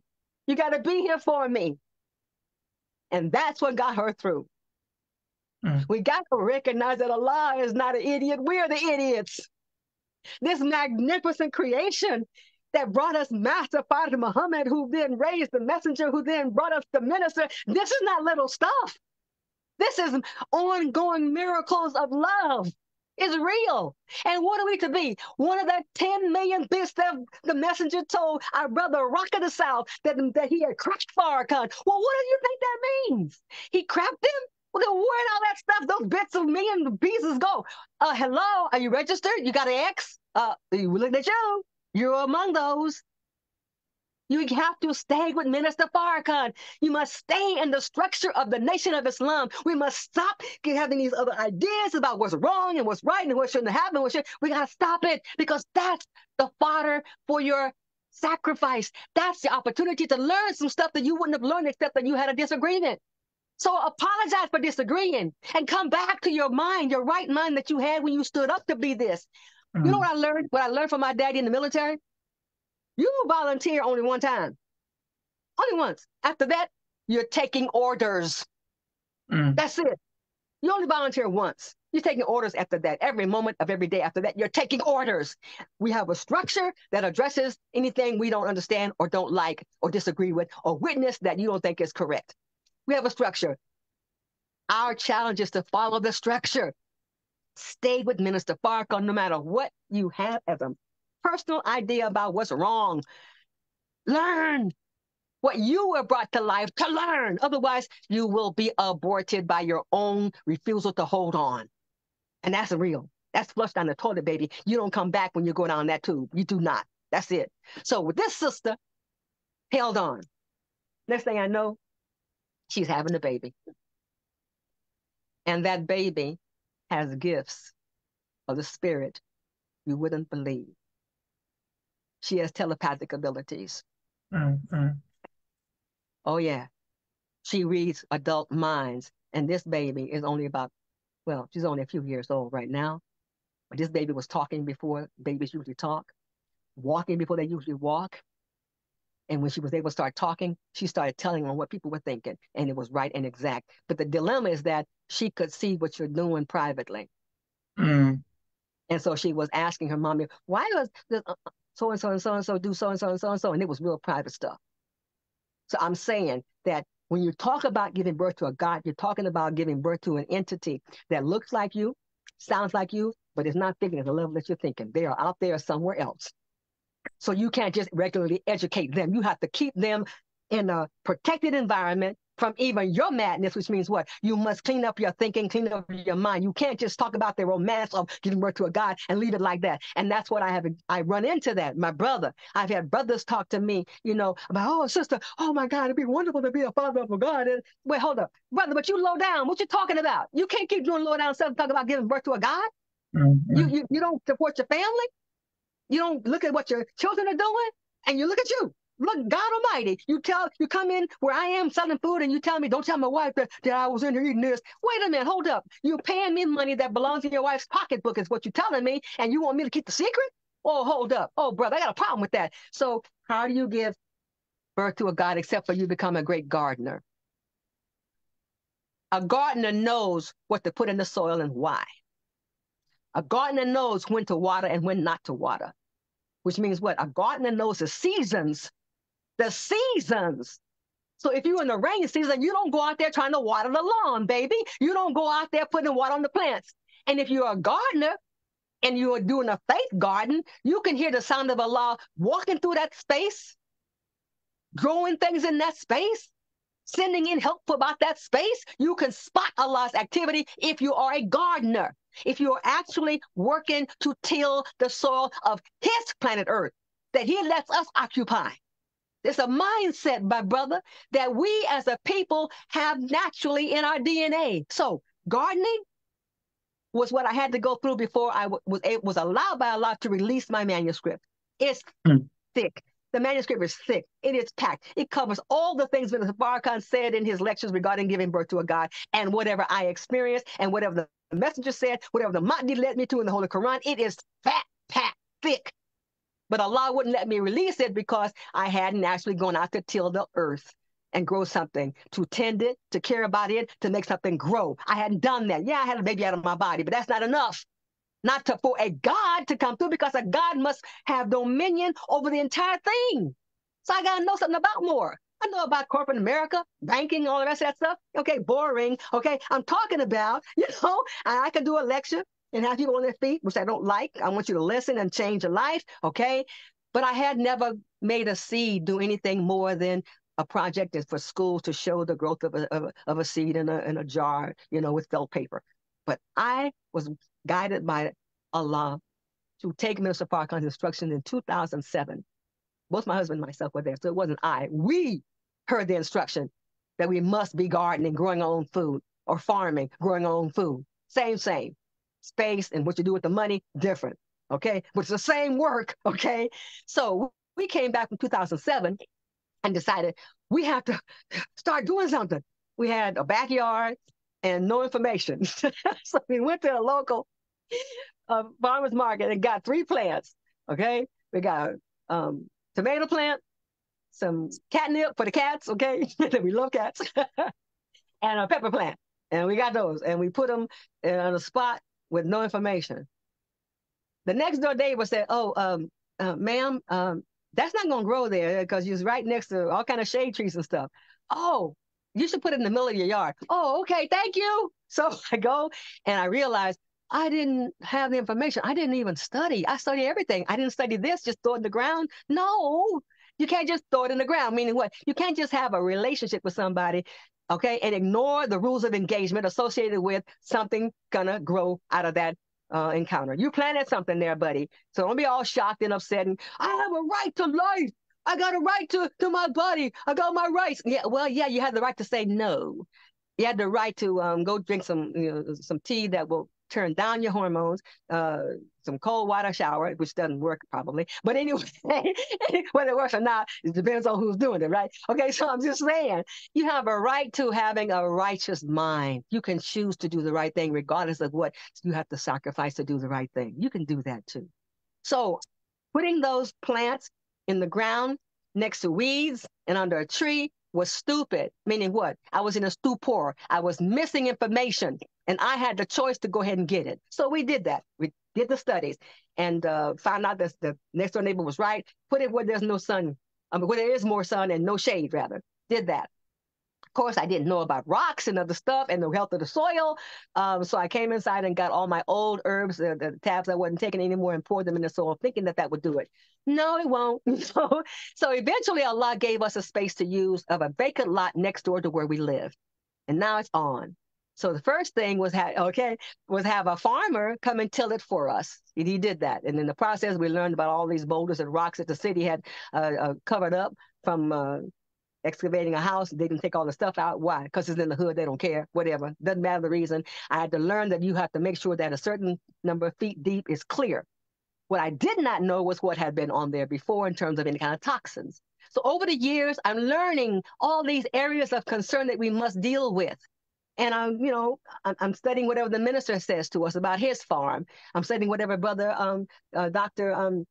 Ridley, new name, no, says about his farming operation. I'm studying. Now you got my attention. I'm a reader, but I didn't know you should read about everything all the time. I didn't know that part, if you don't know. So, brother, our gardening was like this. We started 2007 in the backyard. That was successful, but, little plants, right? That survived me, moving them from the shade spot to the sunlight spot. Next year, we were in Whole Foods and got some so-called heirloom seeds, organic heirloom seeds.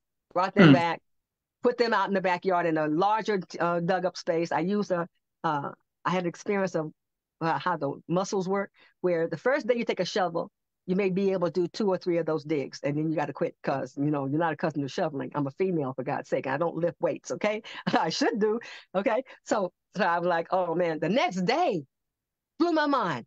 I did a whole lot more, and it was easy, just that fast. So dug that up, put the seeds out, and what have you.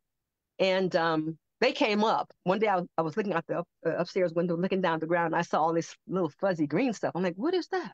Went down. It's sprouts. They're coming up. Okay. What I did not know was that we're in a certain agricultural zone. Okay. And you have a season. And the season brings with it water or drought, hot or cold. And the plants have to have what environment they can best grow in. And how to give birth to a God, the environment of growth has to be what the messenger and the minister gave us in terms of the husband protecting the environment by not letting wifey go to funerals, by not allowing all kind of strangers to have access to her to watch crazy stuff on the TV. All these environmental control factors are part of what I have in the manuscript regarding how to give birth to a God. And they were corroborated at another level when Allah had us out there doing the garden. So we had to bring in manure, horse manure, very rich, very good. Okay. We had to deal with the weeds by not just digging them up because they're going to come back. You cover them up so they can't get the sunlight to grow. So we found out that we could have a beautiful presentation with with walkways that are covered with straw, blocking out the weed growth. Okay, and making the place beautiful and easy to walk around to get to the different rows of produce, right? So we then learned this is the progression. You don't get it all at one time. That's why patience, my God, is key. Patience is not just the word we don't want to hear someone say, be patient. We don't want to hear you tell me that because you're not patient when yeah, you can debate about the word patient, but it looks like something very real. What is patience? Patience is the quiet voice of love. Mm. Kindness is the active voice of love. Look up what love is, right? Patience and kind is in there. Patience is being still and waiting. How long? Until. That's how long you wait. If you don't have a life, then that could be, a righteous life. But if you have a righteous life, you're going to be busy anyway. Reading, studying, praying, working, doing your duties, what have you. Good. Glad. Want to meet you. Okay. So the meeting that we're talking about is with Allah's plan for why he has us doing certain things. So giving birth to a God and gardening / farming go together. Being a Muslim follower of Elijah Muhammad means that you must be doing it all, not some of it, not picking and choosing, but you must do it all of it. Your class, our class. We must be in the class where we can get information so you can go beyond Sister Constance's, oversights in terms of where we started. But where we landed, brother, we got awards from the city for the beauty of our half-acre garden. It's not a garden. That's a farm because we did sell some of the produce. Okay, but we had everything you can imagine growing there, except for the contraband of how to eat to live. We didn't grow that stuff. We didn't grow that. Although I do know that you could use it as green manure and just turn it under. The peanuts. You turn it under and let it enrich the soil. So we Mm, were doing soil enrichment, and we went to raised beds, not with borders and boxes. We just simply piled up manure, discards from the prior season, whatever else we knew would break down and enrich the soil in a very specific way. And we put worms in there who loved us because we gave them a home protection. And also they knew Sister Constance will tell the birds and the birds would obey. Okay. So hey, shamanism. What can I tell you? I'm a shaman. What? So, hey, drop that red worm. Drop it, and get out of here. And so I said, I got something for you. I'm gonna plant some sunflower plants, all right? And you can go up there and pick all the seeds you want. It's all right. So I'm saying that to garden means that you must also respect the cycles of nature, our nature. Respect those cycles. A mother does not allow her daughter who is in the season of having ovulation to be hanging out with everybody. And you control that season by controlling what she eats and what's spoken to her. So again, you can't be giving birth to righteous people and at the same time not know how to give birth to a God, and at the same time not know how to garden the best way, how to farm for the best products. Okay, you got to know it all, and it's not hard. I wasn't taught to farm. My daddy knew how to do gardening. My grandmother, my daddy's mother, knew how to do gardening. Okay, my grandfather on my mother's side knew how to run a farm because mm, he left his slave master's son to marry a black woman. So he knew how to do all that stuff. And he was doing some of it when I would go to visit him. All right. It was mm, there, but it wasn't in my conscious mind as a grown woman. And not even as a Muslim, not really until the minister said what he said in 2007. All right. So composting is essential.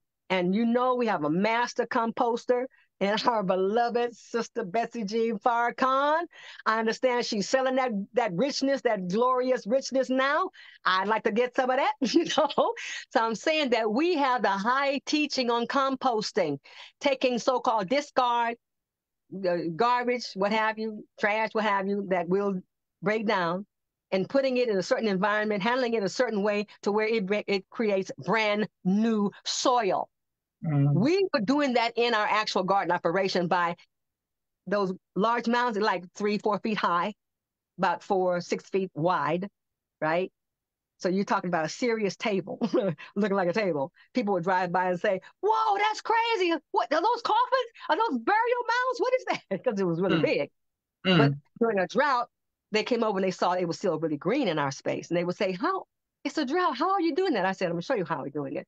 I went over to one of the mounds and dug out some dirt and came over and they said, "Oh my God, it smells sweet and it's moist." I said, mm, "That's because the way we garden, the way we farm, is to create our compost mounds right where we plant our seeds, right where we transplant our seedlings. We do it all together because isn't life really one? Isn't it mm, really one? What makes us rich in our consciousness? Our bad experiences that we overcome the right way, be it Dianetics auditing or deep, incessant prayer, or being honest enough to take responsibility for what we are doing, or why someone else came back at us and did something to us that we planted that seed. Whatever it takes of truth. Getting to the truth is the issue. Okay? Getting to the truth. Lord, I love we got to do something about this. Getting to the truth is the issue. So composting means following the natural phenomenon of the universe. yes, When ma'am. a star, yes, sir. Beautiful. Yes, ma'am. Okay, thank you. So many people showing you love.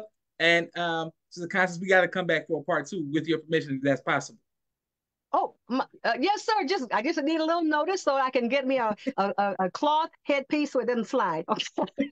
Yes, ma'am. But I got one more question for you because just got to verify. So when you had the vision of the most Honorable Mom, Master Mom, can we go back real quick and Oh, I'm sorry. how did Master Muhammad look? Oh, brother. Bless your heart. The face I saw, the one time he let me see him straight on. Okay. Other times it was really the posture of their presence.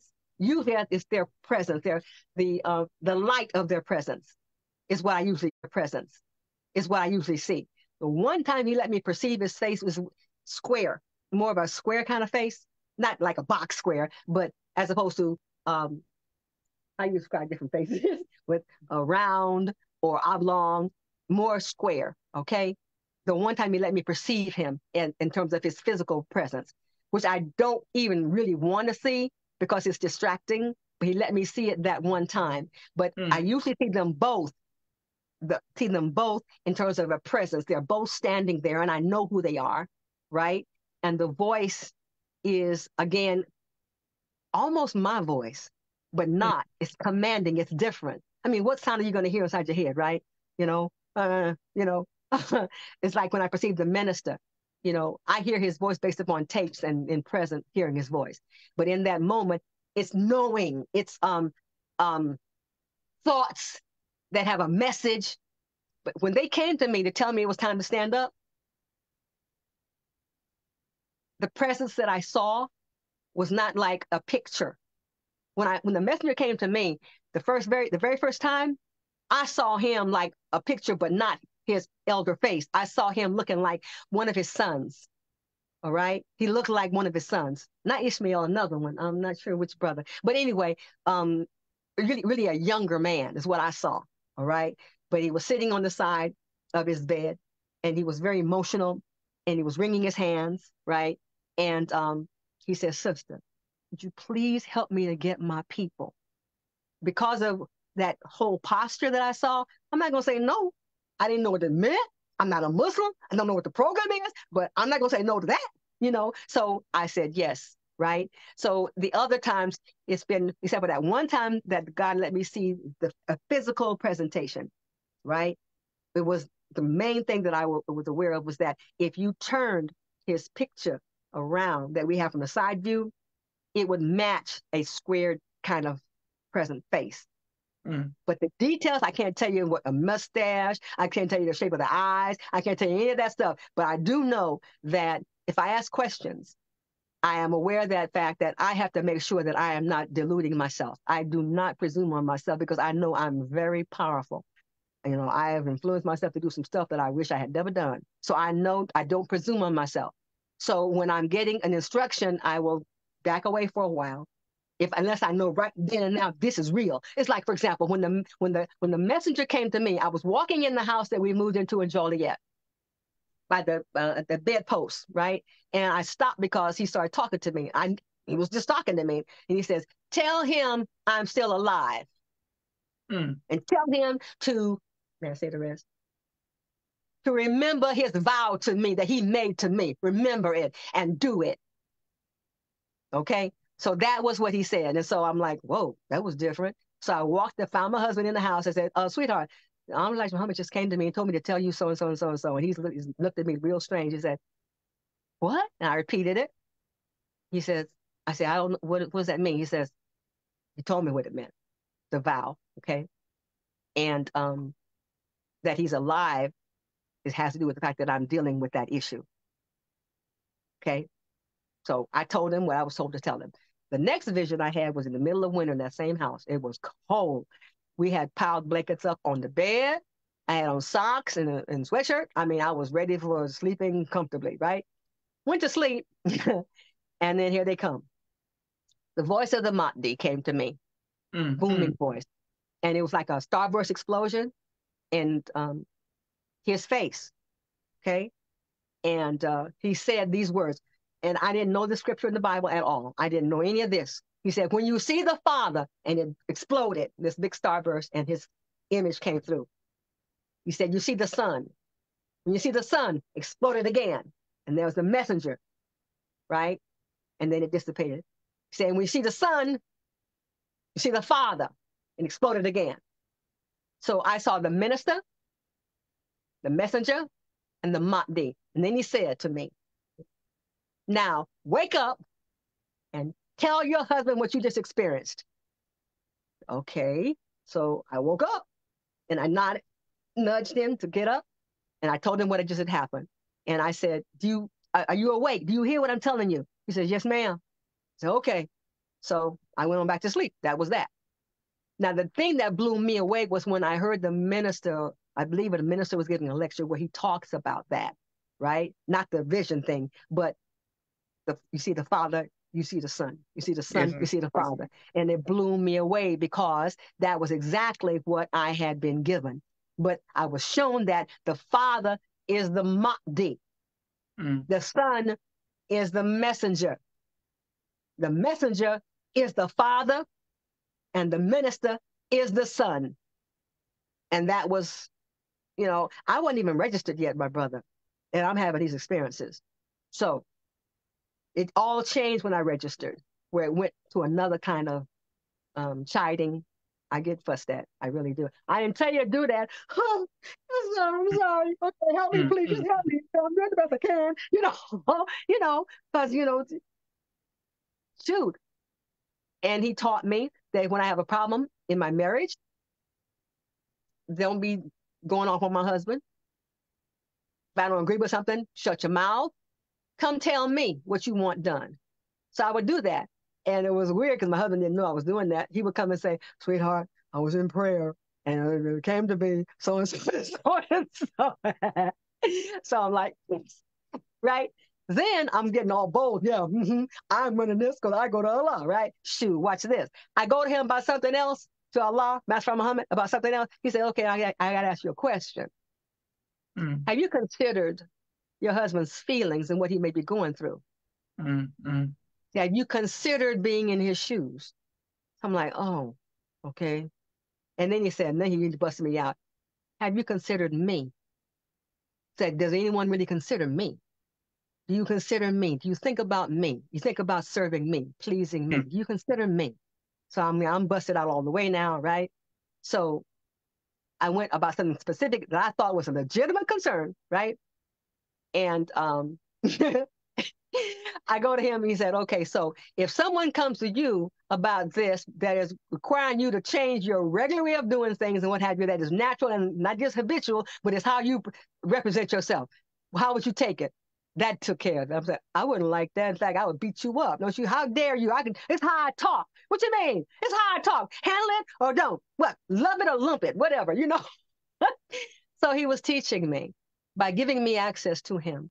He was using my complaints to show me the silliness or the unformed, the immaturity of my thinking, the constriction of my consciousness, that I wasn't really thinking like I'm supposed to think. The minister teaches us, don't judge a man unless you walk a mile in his shoes. That's right. It's so easy to judge somebody from your vantage point, which is completely blind. Completely blind. So if you're gonna be blind, then also be deaf because you're acting dumb. So quit it, cut it out, right? So he was teaching me how to be a better wife. He was teaching me how to be a better Muslim. He was teaching me how to be a sister. He was teaching me how to be his daughter because he Oh, was using himself. When he said me, you considered me. So I mean, I was completely wiped out by that one because I'm like, huh? What? Okay. No, matter of fact, but I see. Because one time I went to him for a problem that I was dealing with in Des Moines when we were still there. And I went to him, what do I do? How do I handle this? And he told me just like that what to do. And it worked. And then when I went back to say thank you, he said, okay, so I need to ask you a question. Just because I'm through don't mean he's through, right? It's like we're giving Santa Claus a list. Handle this for me, please. Thank you. Goodbye. Nah, that's Allah, right? This is Allah. That's from Muhammad. He got the job of the entire universe. Okay, so no, it don't work like that. Everything's connected. So he said to me, daughter, if you came to me first, all these machinations that you're not asking me to help you to fix that mess from the mess you made by doing it your way, you could have avoided all that by coming to me at the beginning of the issue, not when it became a problem, at the mm, beginning of the issue. That again, so I'm being taught as we all are being taught. We just have to stop and listen. The first thing, though, we must have a solid prayer life. Because what Allah also taught me, brother, was that one of the training seasons that he took me through that he's really heightened into another kind of experience was where I had the audacity to ask him to teach me something in particular, right? Like how to hear him, when I don't want to listen. And so what he did, I'd be in the kitchen cooking, and getting not necessarily lazy, but haughty about using the recipe. I got this, right? And so I would be getting ready to put something in there. He said, hold up, don't do that. What? Mm. Put it in there anyway. It would drop in there. And I'm like, and so of course I have the experience of knowing, okay, see, you've got to slow the motion down. You got to slow the motion down, Sister Constance, self, and hear and don't move till you get the message. That was a long training session. Yes, ma'am. That Yes, wasn't a ma'am. couple of days, that was years. And now, if they tell me yes, and I say they because I perceive the messenger and the Mahdi together a lot, if not mostly together. It's interesting because sometimes it's just the messenger has been coming individually a few times here lately. So that's kind of cool. But I was able to accept that at the level that I do because I know that there's no separation because it's one, that they're one, you know. And the minister, I have been growing into accepting the fact that the messenger, the minister, and the Mahdi, they're all one, just like they showed me.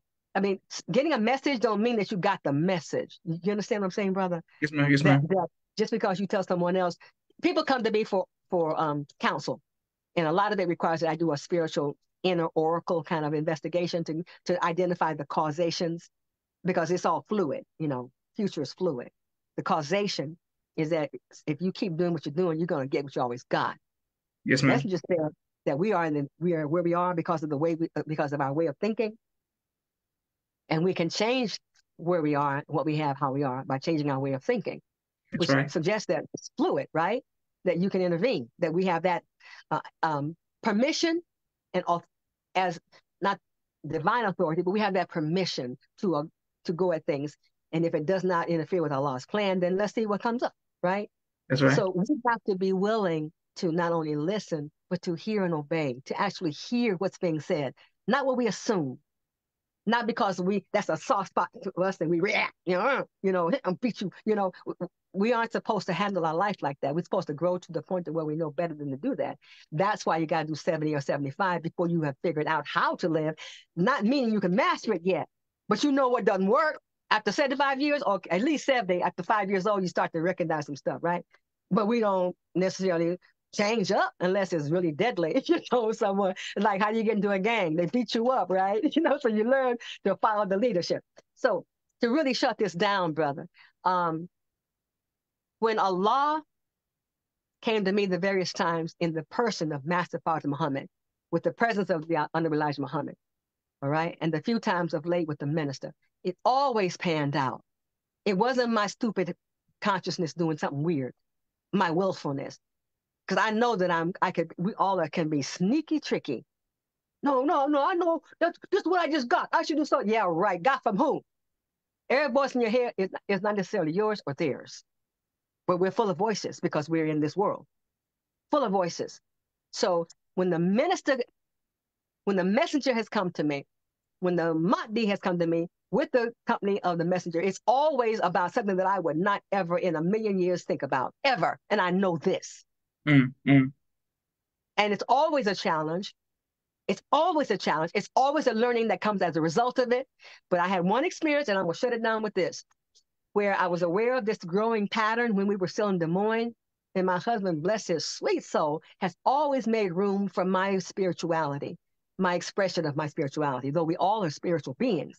But our expression of it too often is co-opted by this worldly thing that we're under, which is supposed to be a training ground, not where we capitulate. It's supposed to be training ground where we get strong by resisting, right? So all the things they've ever let me know, it's like, for example, when we left France to come back to the States in 1963, a week before they assassinated Kennedy, right? I had a vision in the dormitory. Witnesses at the kazoo. I had a vision in a sleep state, right? Out of body experience. I have a roommate who's in the bunk below with her girlfriend. I'm not supposed to be there. It's against the rules, but they're there. And I'm like, crazy white girls, shoot. So I went to sleep and then it was on. I saw the end. I'm 16 now. Check it out. I have no teachings, right? I'm military base, all that. I see bombing. I see explosions. I hear people screaming and running and burning. I see dust, debris. I was 16. I'm not in this world now where you have internet and all kind of crazy stuff. I'm 16. I'm seeing this and I was there. I was out of body. It wasn't a picture. I'm there. I smell it, the smoke. I'm coughing from the debris, the soot. I hear people yelling and screaming and running. I see buildings falling. I see the air filled with um, all this mixture of smoke and fire and what have you. I'm there. And I reacted to it by yelling and screaming. Now, I'm in the beds having this, right? Let me tell you what other people saw. My dorm mates who ran out of the room screaming, my bed was shaking. The floor in the dorm room was shaking. The room was lit bright with light. My eyes closed. I know nothing about this. I'm in another experience, right? And they pulled me out of it by hitting me and shaking me. The girl who was touching and holding me, the white girl, was saying to me, "You're like you're having a baby. You're like you're having contractions," because I was making sounds in sleep state. It comes out just guttural. It doesn't come out like we talk now, right? Outside the room, people are screaming and running. Next thing I know, the dorm mom shows up and beats on the door. Open the door, because it's locked, right? So my roommate opens the door, and I'm in the bed collecting myself. Whoa, what was that? I'm in another. I'm in another reality, being broken from it by these people shaking on me, right? So it's not funny, but it is kind of right. So the girls in the hall are all crying, screaming, Mm. all but who are, it's always only three or four of us that are black, in those days. The rest of everybody else, of hundreds of children, are, Caucasian, right? So the dorm mom says, "Come with me." Because they're saying, "It's her, it's her, it's her," pointing at me. And I'm on top of the bed like, oh boy, what now? So I get down, follow her to her room. In her room is the other dorm mom from downstairs. And one's on the phone, is off the phone, and they tell me, "Sit over here." The girls are at the door, crowded over at the door, crying, "Tell her, tell her, tell her," right? And so they told the story. The girls in the room told the story, what they witnessed, that I was the room was full of light. Everybody saw that part because it was coming out of the around the door, with the light was like spilling through the door. Okay. And they thought it was like an earthquake, except for one problem. It was only in my room. So Mm. the girls downstairs heard it like above their ceiling. The girls upstairs heard it like over where I was in that room. So what do your brain? What does your brain do with that? I mean, how do you wrap your mind around that? That doesn't fit physics at all, right? So Dora Mom is saying, "Okay, what happened?" I said, "Nothing." The girl started screaming. She knows. She was screaming like she's having a baby. She was screaming, and the light was everywhere. It was her. It was at her bed, and all that, right? So I had already learned the year before. Don't you tell anything ever again. I had paid the price the year before for out of my first out of body experience was the year before in the dorm, and so that didn't go down well at all. Allah pulled me out of the dilemma of it, and I had a legacy. Weird. She's weird. Something about her. Okay. So I knew I'm not. I don't care. You can't do anything to me. So Chaplain shows up. That's who she was on the phone with, calling Chaplain, because the account made it clear that it was otherworldly kind of thing that happened with witnesses. Okay. So Chapman said, "Okay, I wouldn't say anything." So what happened? Nothing. You need to know I did not like or respect adults in those days. I did not, because adults lied. I'm 16, so you're in that phase. Adults lie, so no, I'm not telling you anything. I'm not gonna do what you say. I don't have to. So there, ha, that was my position. So he said, "Okay, I'm the authority here. Check this out." And I'm looking like, okay, here we go. Nothing happened, because Bible says that there's always a witness. And since I didn't see anything, it didn't happen. I was like, Mm. wow. So I'm Mm. being taught. I'm not in the nation yet. I'm 16 years old. It's gonna be 40 years, 30 years at least, right? So what happened was that they dispersed. The dorm moms got the girls back to their beds and stuff and what have you. The next day, they canceled school. mm, I'm in Verdun, France, where they had the major bunker of battle in World War II. Okay, and they canceled class, and they had my parents come to get me. Everybody went back on buses to their various cities in France, to the army bases in France. This was one high school they have in France, and we all came there from all over France, bases, to go to that one school. So they dispersed, but I found out that until they dispersed, all of them, everyone went to their religious belief house of worship, the temple, the church, whatever. Everybody dispersed and went there because and the boys next door, there's a distance of boys at next door dorm. Of course, they heard the commotion. The military police heard the commotion because it sounded like an earthquake, right? So everybody knows about this weird girl again now. I get back, my parents come to get me, and they go. The principal said, "We want to talk to you, you with your parents before they leave." And he said to me, says, "We know you're not telling anything, but if you have any problems, if any student or teacher gives you a problem, you tell us and we'll protect you. Don't worry about it." So I went mm, home to the Army base. Yes, sir. Well, what I didn't know was is around that time in history, they were developing the CIA was developing a program using psychics and what have you. mm, So mm, I get back to, okay, I didn't know this then. I know now from looking online, right? I was required. My father, of course, had to deal with the commanding officer of the base in Vitry-le-François, the base where he was located in the Army depot, medical depot there. And he told me that I was required by his commanding officer to go every day to a chaplain. What were the questions? They wanted to know what happened. They were investigating what happened. Why would they do that? Because the major's children, the colonel's children, and the general's children were there and witnessed what they witnessed and reported it. So the chaplain that I was assigned to, his assignment was to wear me down till I told what happened, to what I saw, what I experienced, give the details of it, right?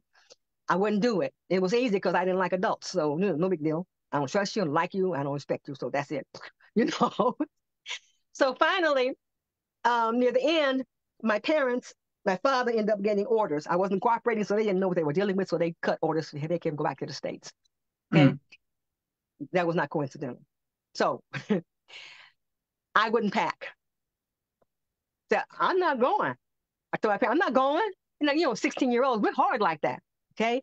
I'm not going. So my mother was like fit to be tied. I was not a disobedient child. I was not a problem. I was not. My brothers were. Boys do that stuff. I wasn't. But now I'm hard rock. So I'm not going back to the States because I knew what I saw. I know what I saw, and I knew it was real. Right. So so I shut this down real quick. Let me get done. I was asked by the chaplain, your parents are concerned and they're upset and they're worried because they say you won't pack and they have inspection. You have to release the premises. This is on the Army base. Inspection is coming and your stuff is not packed. And they won't touch it because they don't know what to do with it. So I tell him to, yeah, I'm not gonna pack. He said, why? That was a trick to get me to tell what happened. I said, I'll tell you this much. I'm not leaving because I don't want to die. I'm not going back to the States. I don't want to die. That's all mm, I'll tell you. And he saw it was serious for me. And he said, I got to be honest with you. I have enjoyed having to work with you all this time. You have, by your expressions, I've never experienced that much lucidity about spiritual matters. He's trying to come around and get into that real issue, right? I'm stupid. I'm not stupid. No, don't know everything, but I'm not stupid. So I would just talk into whatever tactic he was using. And so he said he remembered why he aligned himself with the seminary in the first place by talking to me. In other words, his faith in God exploded again. So and he was crying, saying to me, I'm going to miss you. I know you, but your parents need you to pack. So you need to pack. I said, I'm not doing it. And he then said, okay, clearly you have a spiritual solid relationship with the Creator. You clearly do. There's no doubt about it. He checked some stuff, the prior year, what happened, and everything. And also, this event had too many witnesses who were legitimate witnesses in terms of their connection with their parents, right? And he said, okay, let's do this. Clearly, you have a divine connection that is stronger than I've ever seen in my life. So let's do a test. Consider this. Go ahead and pack in preparation to go with your parents back to the States and see what happens. Because divine is not going to put you in that kind of jeopardy based upon giving you this heads up. Mm. If you haven't interpreted it properly. He said, but I suspect you saw what you saw because I'm looking at you and listening to the stories. But maybe you have the wrong timeline. Check this out. Maybe it's not the timeline that you think it is. You think it's right now. You don't care when. You're not going back. Okay. So we can test that out. Go ahead and pack and go and see what happens because they're not going to let you go if you aren't supposed to go. I said, okay, I can do that because he's talking into my faith now, right? So I Mm. packed and we came back. The funny part is that on the plane coming back across the water, they had some trouble. We had hit some pockets, right? And the landing gear didn't work. So we had to make a special landing because of that, right? So I was like, see, I know, see that? Oh, got me in trouble. See, I'm going to die in the plane going back there. So it didn't happen like that. But brother, I did change when I got back. My spirituality took a dip for a couple of years. But my main thing is that we have more than what we need, brother, to be powerfully manifesting what we're supposed to be, that we say we believe in the teachings. That's right. That's right. Supreme wisdom lessons, the Messenger's Theology of Time series talking about tuning in, radio on the head. I dare anybody out there, I'm going to do Master Muhammad did with me. I dare you to apply those instructions, though you may not see the code in it. I will share that code when I'm supposed to. Okay. Yes, But it's ma'am. right there for anybody who can read English. It's right there. He's telling you. So that's it. Yes, sir. Excellent. Yes, ma'am. Well, we want to stay tuned for part two. I want to thank everybody who's continued to show love to the People's Podcast. Thank you again, Sister Constance. We've been greatly fed. Man, people are going to be showing so much love once I upload to YouTube.